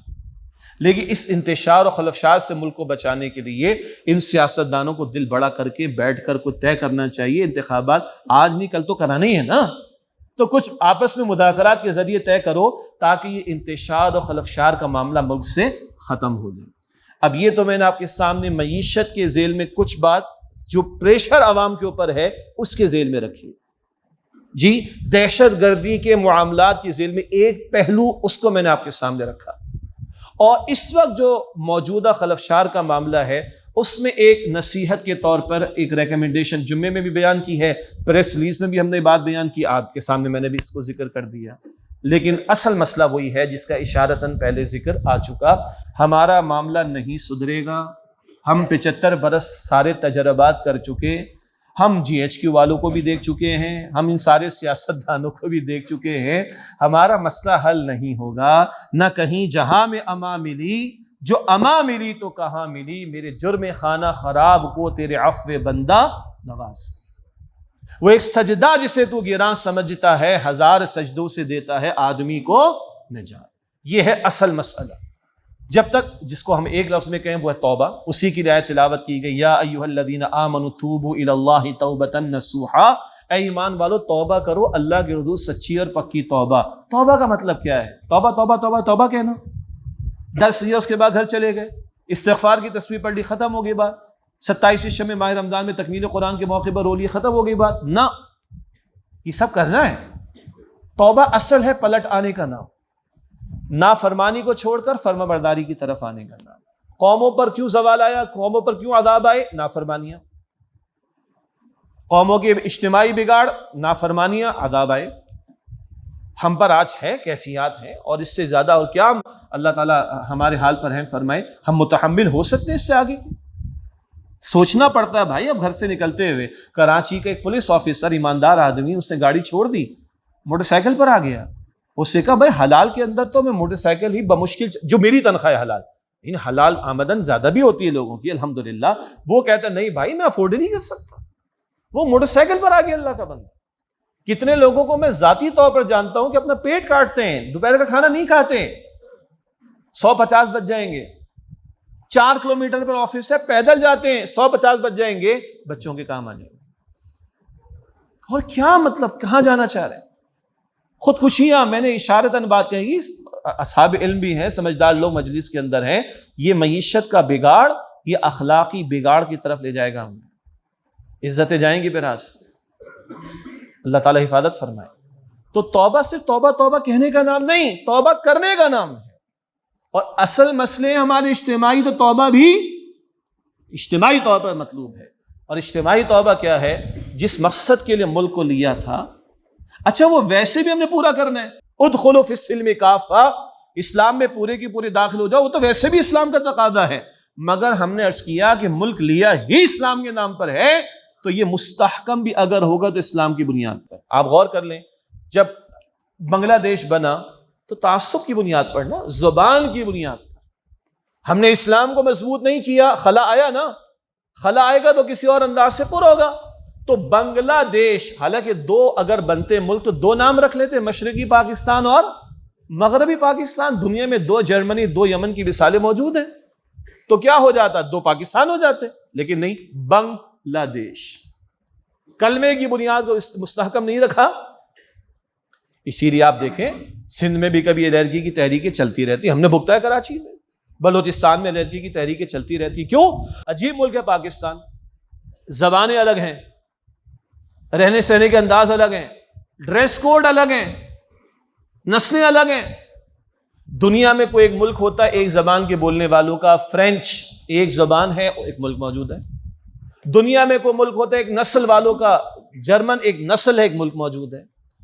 دنیا میں کوئی ملک ہوتا ہے، کوئی جغرافیہ ایک جیسا ہوتا ہے، انڈونیشیا ہے، ملیشیا ہے، جزائر ہے، ملک موجود ہے. دنیا میں کوئی ملک ہوتا ہے، تاریخ حیثیت ہوتی ہے. مصر ہے 5000 سال پرانی تاریخ، چائنا ہے 5000 سال پرانی تاریخ، کم و بیش.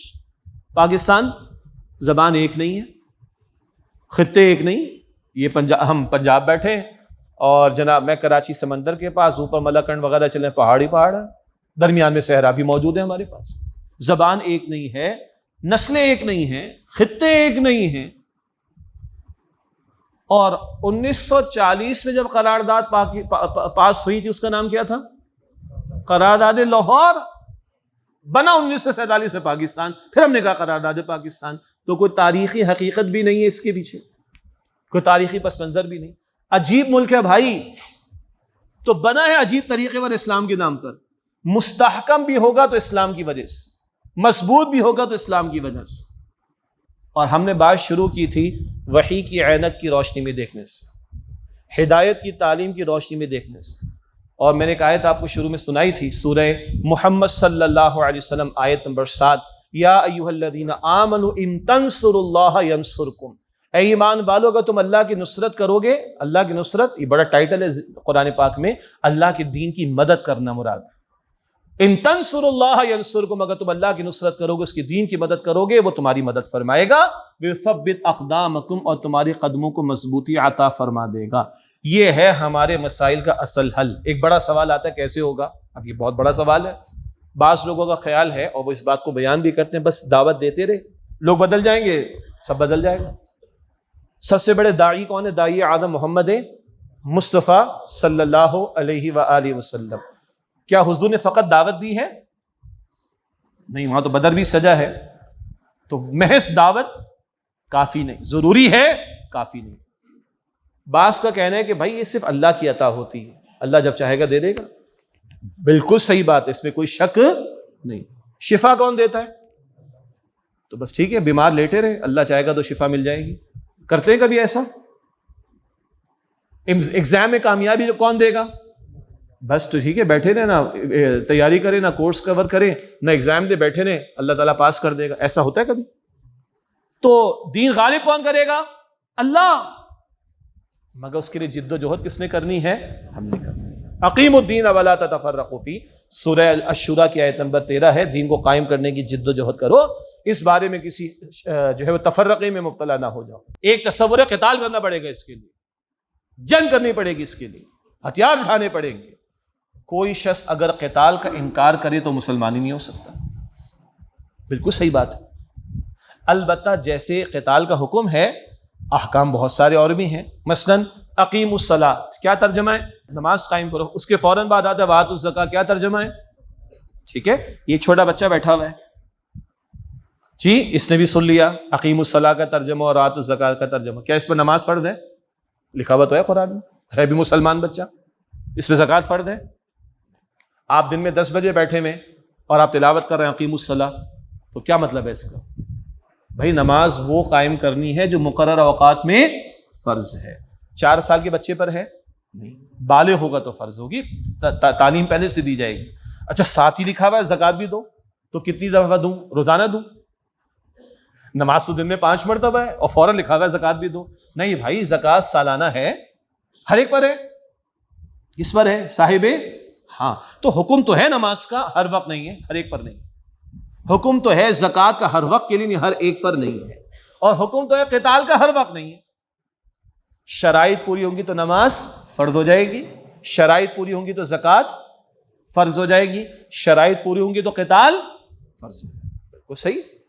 مگر موجودہ حالات کے تناظر میں جب ہم مسلمانوں کے درمیان رہتے ہیں، حکمراں بھی مسلمان کلمہ پڑھتے ہیں، چاہے کتنا شدید میرا آپ کا ان سے اختلاف ہو، لیکن بہرحال کلمہ پڑھتے ہیں۔ ان کے ریاستی اہلکار وہ بھی مسلمان الحمدللہ، اپوزیشن والے وہ بھی مسلمان، پارلیمنٹ میں بیٹھے ہوئے وہ بھی مائنورٹیز والوں کو ہٹا دیں، باقی وہ بھی سارے مسلمان۔ ہم بھی کیا ہے جی؟ مسلمان۔ تو جن کے ہاتھ میں اختیار ہے ان سے کیا قتال ہوگا؟ یہ مسئلہ خروج کہلاتا ہے فقہا کے ہاں، اور اس کی کڑی شرائط ہے، وہ تفصیل اپنی جگہ پر۔ ہمارے لٹریچر میں کہاں اس کا ذکر ہے، وہ ذکر آگے بھی اشارتاً ہو جائے گا انشاءاللہ تعالی۔ تو علماء بھی اسی بات کے قائل، اور ہم بھی یہی رائے رکھتے ہیں کہ قتال کا حکم ہے، شرائط پوری ہوں گی تو قتال فرض ہوگا دیگر احکامات کی طرح، مگر موجودہ حالات میں مسلم معاشروں میں وہ شرائط پوری ہوتی ہوئی نظر نہیں آتی، تو مسلح بغاوت کا راستہ، قتال کا راستہ، ہتھیار اٹھانے کا راستہ موضوع نہیں۔ اور ایک طریقہ سب سے مشہور ہے، کون سا؟ انتخابی سیاست کا، سب سے زیادہ مشہور، اور بظاہر اسی پر اکثریت کا اتفاق، اکثریت کا، کہ اسی راستے سے ہو سکتا ہے۔ تو ہم کہتے ہیں 75 برس ہو گئے بھائی، اب 75 برس میں خاصے تجربات ہو چکے ہیں۔ انتخابی سیاست کے راستے کے ذریعے نظام چلتا ہوا چلایا تو جا سکتا ہے، بدلا نہیں جا سکتا۔ میں نے ایک بات درمیان کے عرصے کے لیے کچھ ہماری تجاویز کا ذکر کیا تھا، اس کی تھوڑی سی وضاحت کر لیں۔ ہماری اصولی طور پر دیانتداری کے ساتھ سوچی سمجھی رائے یہ ہے کہ اس انتخابی سیاست کے راستے سے پاکستان میں شریعت کا نفاذ نہیں ہو سکتا۔ اس انتخابی سیاست کے میدان کے راستے سے چلتا ہوا نظام چل تو سکتا ہے، بدل، اور سبھی کہتے ہیں، چہرے نہیں، نظام بدلو، سبھی کہتے ہیں، سیاستدان بھی کہتے ہیں، اور ہم بھی یہ کہتے ہیں بھائی، خاص طور پر دین کا درد رکھنے والوں کو اور انتخابی سیاست کے میدان میں اترنے والے دینی طبقات کو، کہ بھائی اس انتخابی سیاست کے راستے سے چل تو سکتا ہے، بدل نہیں سکتا۔ نظام دنیا میں جب بھی بدلا ہے تاریخ میں وہ انقلابی راستے سے بدلا ہے، وہ ٹکراؤ کے راستے سے بدلا ہے، وہ تحریک کے راستے سے بدلا ہے، اور وہ مائنورٹی کے ذریعے بدلا ہے۔ اکثریت سے کبھی انقلاب نہیں آتا۔ اور یاد رکھیے گا محمد مصطفیٰ صلی اللہ علیہ وآلہ وسلم کو تو مکہ مکرمہ میں بادشاہت کی پیشکش ہو گئی تھی، تو حضور لے لیتے بادشاہت، نافذ کر دیتے؟ نہیں، انقلابی جد و جہد فرمائی اللہ کے رسول علیہ السلام نے، افراد کو بدلا ہے، پہلے دلوں میں ایمان کا نور پیدا کیا ہے، سم و طاعت کا خوگر بنایا ہے، منظم جماعت بنایا ہے، تن من دھن لگانے جان تک کا نذرانہ پیش کرنے کے لیے تیار کیا، اور عوام کی ذہن سازی کی ہے، کردار کی گواہی ان کے سامنے پیش کی ہے، اور پھر اس منظم جماعت کو اللہ کے حکم سے باطل سے ٹکرایا بھی ہے۔ تب جا کے قرآن پاک کہتا ہے جاء الحق وزہق الباطل ان الباطل کان زہوقا، آ گیا باطل مٹ گیا، بے شک باطل ہے ہی مٹنے کے لیے۔ اور محمد مصطفیٰ علیہ السلام نے قتال کا راستہ اختیار کیا تھا، البتہ حضور کے سامنے کون تھے؟ کفار اور مشرکین، ان کی گردن اڑانا تو قرآن پاک نے حکم دیا اس کا۔ ہم مسلم معاشروں کی بات کریں گے تو مسئلہ کیا ہے؟ سامنے ایک مسلمان ہے، ان کی گردن اڑانا کوئی آسان کام نہیں ہے، چنانچہ ہم یہ محسوس کرتے ہیں، سمجھتے ہیں، اصولی طور پہ رائے رکھتے ہیں، نمبر ایک، دعوت کا راستہ، تبلیغ کا راستہ کرنے کا کام ہے، مگر اس سے نظام نہیں بدلتا۔ ہتھیار کا راستہ اس مسلمان معاشرے میں موضوع نہیں۔ انتخابی سیاست کا راستہ، یہ 75 برس کی تاریخ بھی سامنے ہے، یہ نظام کو چلانے کے لیے تو چلے گا لیکن بدلنے کے لیے یہ فیزیبل نہیں۔ نمبر 4، یہ اللہ کی عطا اللہ دے دے گا، تو ہم نے اس کا جواب دے دیا کہ شفا بھی اللہ دیتے لیکن دوا کرتے ہیں، ایگزامس میں کامیابی بھی اللہ دیتا ہے لیکن تیاری کرتے ہیں، تو دین غالب اور قائم تو کون کرے گا؟ اللہ، مگر مجھے اپنا حصہ ڈالنے کے لیے محنت کرنا، اس کی جد و جہد کرنا مجھ پر لازم ہے۔ چنانچہ ہماری انتہائی دیانتداری کے ساتھ رائے یہ ہے، تحریک کا راستہ، منظم جماعت، افراد کی ذہن سازی، کردار سازی، ایمان کی محنت، اللہ والا بنانا، سم و طاعت کا خوگر، ایک امیر کی پکار پر لبیک کہہ کر نظام سے ٹکرانے کے لیے تیار ان کو کرنا، اور تب تک عوام کی ذہن سازی اور ان میں شریعت کی محبت، شریعت کے نفاذ کی ارج پیدا کرنا، اور ایک انقلابی جماعت کو تیار کر کے تحریک کے راستے سے ذریعے شریعت کے نفاذ کے مطالبے کو لے کر میدان میں آنا۔ یہ جو الفاظ میں غور کیجئے گا، تحریک اور منظم اور غیر مسلح اور پرامن ہونا اور شریعت کے نفاذ کے لیے کھڑا ہونا، یہ سارے الفاظ وہ ہیں جو ابھی تھوڑی دیر پہلے میں نے عرض کیا تھا کہ 250 علماء مکتبہ دیوبند کے سن 2010 میں جب جمع ہوئے، جن دنوں میں ڈاکٹر اسرار صاحب رحمۃ اللہ علیہ کا انتقال ہوا، ان علماء نے بھی یہی تجزیہ کیا، اس ملک کا سب سے بڑا مسئلہ یا مسائل کی سب سے بڑی وجہ کیا ہے؟ شریعت نافذ نہیں ہے۔ ہم ایک پرامن، منظم، غیر مسلح تحریک شریعت کے نفاذ کے لیے چلانی چاہیے، اور الحمدللہ ڈاکٹر اسرار صاحب رحمۃ اللہ علیہ، اللہ ان کے درجات بلند فرمائے، ارلی 80s سے ایرانی انقلاب کے آنے کے بعد انہوں نے بحث کی یہ کیا واقعی اسلامی انقلاب ہے ایک، اور اسلامی انقلاب واقعی برپا کرنے کا طریقہ کیا ہوگا، تو انہوں نے منہج انقلاب نبوی صلی اللہ علیہ وسلم کے عنوان سے 11 خطبات جمعہ میں اس پوری تفصیل کو واضح کیا، اور آخری سالوں میں ان کی زندگی کے انہوں نے رسول انقلاب کا طریقہ انقلاب صلی اللہ علیہ وسلم اس عنوان سے 2.5 گھنٹے کا خطاب کیا، وہ آڈیو میں بھی ہے، ویڈیو میں بھی ہے، اور کتابچے کی شکل میں بھی ہے، اور میں نے 2010 کے یہ ان علماء کا جو اعلامیہ ڈیکلیریشن، اس کے الفاظ بھی آپ کے سامنے رکھیں۔ مزید کا وقت نہیں، ورنہ بہت سارے اہل علم سے ملاقات ہوتی ہے، اور الحمدللہ اس بات سے اتفاق کرتے ہیں کہ تحریک ہی کا راستہ شریعت کے نفاذ کے لیے منظم انداز سے، پرامن انداز سے، اور منکرات کے خاتمے کے لیے کھڑا ہونا، یہی راستہ موضوع ہے اس پاکستان میں نظام خلافت کے قیام کے اعتبار سے۔ تب پھر اللہ تعالیٰ کی رحمتوں کا نزول بھی ہوگا، برکتوں کا نزول بھی ہوگا۔ یہی واحد راستہ ہے، یہی ہمارے مسائل کا حل ہے۔ افراد کی تبدیلی، خوف خدا کا معاملہ، اللہ کے تقوی پر آنا، قرآن کریم کے ذریعے جوڑنا، منظم کرنا، یہ ہے توبہ کا آغاز۔ البتہ مصائب اور مشکلات، مسائل اجتماعی ہیں تو توبہ اجتماعی کرنی ہوگی، اور وہ اجتماعی توبہ ہے اللہ کے دین کے نفاذ کی طرف پلٹنے کا معاملہ، اس کے لیے تحریک یہی ہماری تجویز ہے. اور سب سے آخری دو باتیں. سیکنڈ لاسٹ بات کیا ہے؟ میرا اور آپ کا فرض ہے کہ اس کام میں ہم اپنا حصہ ڈالیں. اور تنظیم اسلامی اسی کی پکار لگاتی. ہم نوٹ اور ووٹ کا تقاضا نہیں کرتے. ہم نوٹ اور ووٹ کا تقاضا نہیں کرتے. ہم کہتے ہیں یہ اللہ کی کتاب ہے، یہ اللہ کا دین ہے، یہ اللہ کے رسول کا اسوہ ہے صلی اللہ علیہ وسلم. اس کے مطابق ہم نے جمع ہو کر یہ منظم جد و جہد کرنی. اپنی ذات پر جہاں تک ممکن ہے اللہ کے دین پر فوراً عمل، پھر دین کی دعوت بھی، تبلیغ بھی، اور منظم جماعت کے ذریعے اللہ کی زمین پر اللہ کے احکامات کے نفاذ کے مطالبے کے لیے کھڑا ہونا. یہی تنظیم اسلامی کی دعوت ہے. اور سب سے آخری بات، آج ہمارا موضوع کیا ہے؟ مسائل کا حل. یاد رکھیے گا یہ جتنی ساری باتیں پاکستان کے حوالے سے ہو گئی، یہ آپ کا میرا اصل مسئلہ نہیں.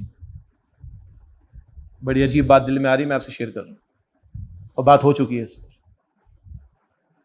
جتنی باتیں میں نے 1.25 گھنٹے میں، جتنا بھی ٹائم ہو گیا 1.5 گھنٹہ، یہ آپ کا میرا اصل مسئلہ نہیں. آپ کا میرا اصل مسئلہ کیا ہے؟ کل اللہ کے سامنے حاضر ہوں گا تو کیا ہوگا میرے ساتھ. آج پاکستان میں انقلاب آ بھی جائے، آئے گا انشاءاللہ. جانے وہ اشعار بھی سنے، آسماں ہوگا سحر کے نور سے آئینہ پوش، اور ظلمت رات کی سیما بپا ہو جائے گی. پھر دلوں کو یاد آ جائے گا پیغام سجود، پھر جبھی خاک حرم سے آشنا ہو جائے گی. آنکھ جو کچھ دیکھتی ہے لب پہ آ سکتا نہیں، محو حیرت ہوں کہ دنیا کیا سے کیا ہو جائے گی. شب گریزہ ہوگی آخر جلوہ خورشید سے، یہ چمن معمور ہوگا نغمہ توحید سے. یہ تو ہوگا انشاءاللہ تعالی، لیکن ضروری کہ آپ اور میں زندہ رہیں. ٹھیک، غزوہ احد ہوا، دین غالب ہوا، امیر حمزہ شہید ہو گئے، دین غالب ہوا، مگر امیر حمزہ اللہ کے ہاں کامیاب ہو. غزوہ احد ہوا، مصعب بن عمیر شہید ہو گئے،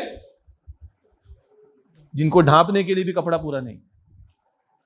70 صحابہ شہید ہو گئے، دین غالب ہوا ہے، مگر یہ اللہ کے یہاں کامیاب ہو. اور 8 ہجری فتح مکہ، دین غالب ہو گیا.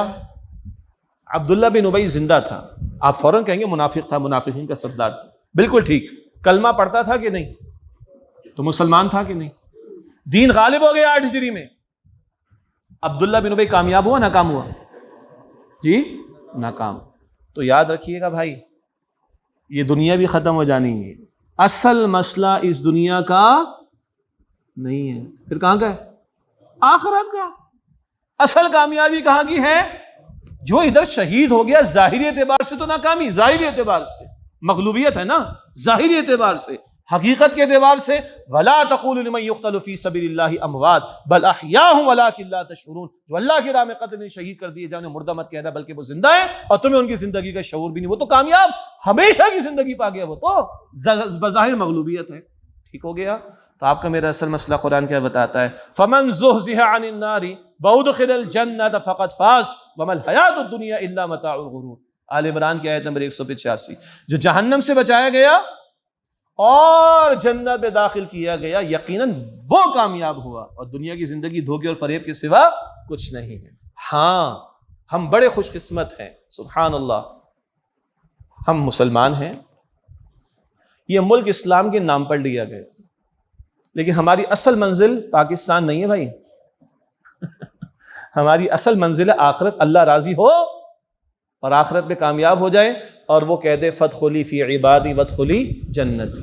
سچی بات یہ ہے، ادھر کی تیاری کرتا ہوں تو اسلام شرط ہے نا، اسلام پر عمل کرتا ہوں آخرت بھی کامیاب انشاءاللہ. اور اسلام پر عمل کا مطلب صرف چند عبادات نہیں، پورا پیکج ادخلوا فی السلم کافہ. اور اسلام پر عمل کرتے تو پاکستان بھی سیدھا ہو جائے گا. تو ہمارے تو مزے ہی مزے ہے نا.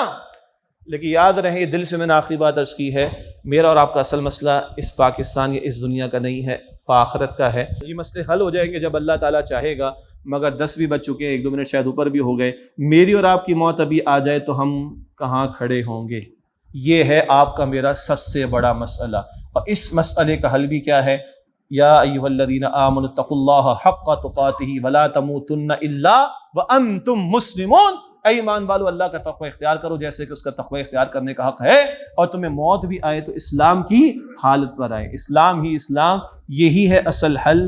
چاہے اس مملکت خداداد کو بچانا ہو یا کل ہمیں اپنے آپ کو جہنم سے بچا کر جنت میں لے جانا ہو، اسلام انفرادی زندگی میں بھی اور اجتماعی زندگی میں بھی اللہ تعالیٰ یہ سچی پکی توبہ انفرادی اور اجتماعی دونوں سطحوں پر مجھے، آپ کو، ہم سب کو، ہمارے گھرانوں کو، ہمارے شہر والوں کو، ہماری اس مملکت کے رہنے والوں کو، ساری امت کو اس سچی توبہ کی اللہ تعالیٰ توفیق عطا فرمائے۔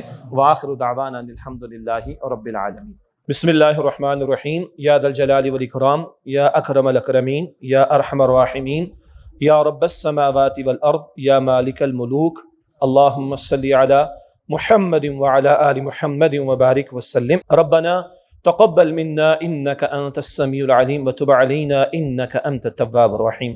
ربنا لا تزغ قلوبنا بعد إذ هديتنا وهب لنا من لدنك رحمة إنك أنت الوهاب۔ یا اللہ اپنے فضل و کرم سے اس وقت کا ہمارا جمع ہونا اپنی بارگاہ میں قبول فرما۔ اے اللہ ہمارے جن رفقائے تنظیم نے اور ساتھیوں نے محنت کی ہے، اے اللہ ان کے اس تعاون کو اور اس ایثار کو اپنی بارگاہ میں قبول فرما۔ اے اللہ تمام حاضرین نے اپنے اوقات کو فارغ کیا، اے اللہ یہ تجھ سے اور تیرے دین سے محبت کی علامت ہے، اے اللہ ان سب کو اجر عظیم عطا فرما دے۔ یا اللہ ہم سب کی، ہمارے ماں باپ کی، ہمارے گھر والوں کی، ہمارے بڑوں اور چھوٹوں کی، ہمارے اساتذہ کی اور تمام مسلمانوں کی مغفرت فرما۔ اے اللہ اپنے فضل و کرم سے ہمیں سچی پکی توبہ کی توفیق عطا فرما دے۔ اے اللہ اپنے فضل سے ہمارے صغیرہ کبیرہ گناہوں کو بخش دے۔ اے اللہ ہمارے والدین، ہمارے اساتذہ میں سے، گھروں میں سے اور جو مسلمان دنیا سے چلے گئے، اے اللہ تمام مرحومین کی مغفرت فرما دے۔ اے اللہ ان کے درجات کو بلند فرما۔ اے اللہ حاضرین مجلس میں، ہمارے گھرانوں میں، ساتھیوں میں اور دیگر جو لوگ بیمار ہیں، اے اللہ اپنے فضل و کرم سے تمام بیماروں کو ایمان کے ساتھ مکمل صحت یابی عطا فرما۔ اے اللہ سب کو شفائے کاملہ عاجلہ عطا فرما دے۔ اے اللہ ترکی اور شام میں ہمارے جو مسلمان بھائی و بہنیں پریشان حال ہیں، اے اللہ پردہ غیب سے ان کی مدد فرما، اور ہمیں بھی توفیق دے اللہ جو ان کے ساتھ ہم تعاون کر سکتے ہیں، اللہ ہمیں اس کی توفیق عطا فرما۔ اے اللہ جو مرحومین ان میں سے چلے گئے ان تمام مسلمانوں کی مغفرت فرما، اور اے اللہ جو ابھی بے گھر ہیں، بے آسرا ہیں، اللہ ان سب کے لیے عافیت کا معاملہ فرما۔ اے اللہ اس مملکت خداداد کی حفاظت فرما۔ اے اللہ ہماری کوتاہیوں کو، ہمارے جرائم کو اللہ معاف فرما دے۔ اے اللہ بہت پھنس چکے ہیں، اے اللہ کچھ سمجھ نہیں آ رہی کہ کیا ہوگا، لیکن اے اللہ تو علی کل شیء قدیر ہے۔ اے اللہ تیرے نبی صلی اللہ علیہ وسلم نے ارشاد فرمایا ہے، بندوں کے دل تیری دو انگلیوں کے درمیان ہیں، تو جب چاہے جہاں چاہے ان کو پھیر سکتا ہے۔ اے اللہ ہمارے حکمراں ہوں، ہمارے سیاستدان ہوں، ارباب اختیار ہوں یا ہم عوام ہوں، اے اللہ ہم سب کے دل تیری دو انگلیوں کے درمیان ہیں۔ اے اللہ ان دلوں کو ہدایت کی طرف پھیر دے۔ اے اللہ ان دلوں کو ہدایت کی طرف پھیر دے۔ اے اللہ ہمیں سچی پکی توبہ کی توفیق عطا فرما۔ اے اللہ نے تجھ سے بے وفائی کی ہے، تیرے دین کے ساتھ بے وفائی کی، اللہ ہمارے اس جرم عظیم کو معاف کر دے۔ اے اللہ رجوع کی توفیق عطا فرما، پلٹنے کی توفیق عطا فرما۔ اے اللہ اپنے غضب سے، اے اللہ اپنے عذاب سے محفوظ فرما دے۔ اے اللہ تیرے خزانوں میں کوئی کمی نہیں، اے اللہ تو علی کل شیء قدیر ہے۔ اللہ تو جب چاہے ان حالات کو بدل سکتا ہے، جب چاہے اللہ عافیت عطا فرما سکتا ہے۔ اللہ رحمت اور برکتوں کا نزول فرما دے۔ اللہ ہمیں دین کے ساتھ مخلص فرما دے اور اپنے مخلص چنے ہوئے بندوں میں شامل فرما دے۔ اللہ ہم سب کو اپنے دین پر عمل کی توفیق دے۔ اللہ دین کی دعوت کے کام کی توفیق دے۔ اللہ دین کے قیام کی جد و جہد کی توفیق عطا فرما۔ اللہ ہم سب کو، ہمارے گھرانوں کو، ہماری اولاد کو، ہمارے وسائل کو، اللہ ہماری صلاحیتوں کو، اللہ اپنے دین کی خدمت کے لیے قبول فرما۔ اللہ اپنے دین کی خدمت کے لیے قبول فرما۔ اللہ امت کے حال پر رحم فرما۔ اللہ کمزور ہیں، بے بس ہیں، اللہ مصائب میں گرے ہوئے، اللہ امت کو امت والے کام کو انجام دینے کی توفیق دے۔ اللہ اپنی رحمت عطا فرما دے، برکت عطا فرما دے۔ اللہ محروم نہ فرما، اللہ اپنے غضب اور عذاب سے محفوظ فرما۔ اللہ ہماری نیک و جائز حاجات کو قبول فرما۔ اللہ اپنا ہی محتاج بنا، اے اللہ مخلوق محتاج ہے، اے اللہ محتاج مخلوق کی محتاجی سے محفوظ فرما۔ اے اللہ ہمیں موت کا یقین عطا فرما، اے اللہ بری موت سے محفوظ فرما۔ اے اللہ اسلام پر زندہ رکھ، اے اللہ ایمان پر خاتمہ عطا فرما۔ اے اللہ موت کی سختی سے بچا، اے اللہ قبر کے عذاب سے محفوظ فرما۔ اے اللہ قیامت کی ذلت سے رسوائی سے محفوظ فرما۔ اے اللہ ہم سب کے حساب کو آسان فرما۔ اے اللہ روز قیامت ہم سب کے حساب کو آسان فرما دے۔ اے اللہ نبی مکرم صلی اللہ علیہ وسلم کی شفاعت نصیب فرما دے۔ اے اللہ جہنم کی آگ سے آزاد فرما دے۔ اے اللہ جہنم کی آگ سے آزاد فرما دے۔ اے اللہ ہم سب کو جنت الفردوس عطا فرما دے۔ اے اللہ ہم سب کو جنت الفردوس عطا فرما۔ اے اللہ ہم سب سے راضی ہو جا۔ اے اللہ ہم سب سے راضی ہو جا۔ اے اللہ ہم سب سے راضی ہو جا۔ وصلی اللہ علی النبی الکریم وعلی آلہ واصحابہ اجمعین، آمین برحمتک یا ارحم الراحمین۔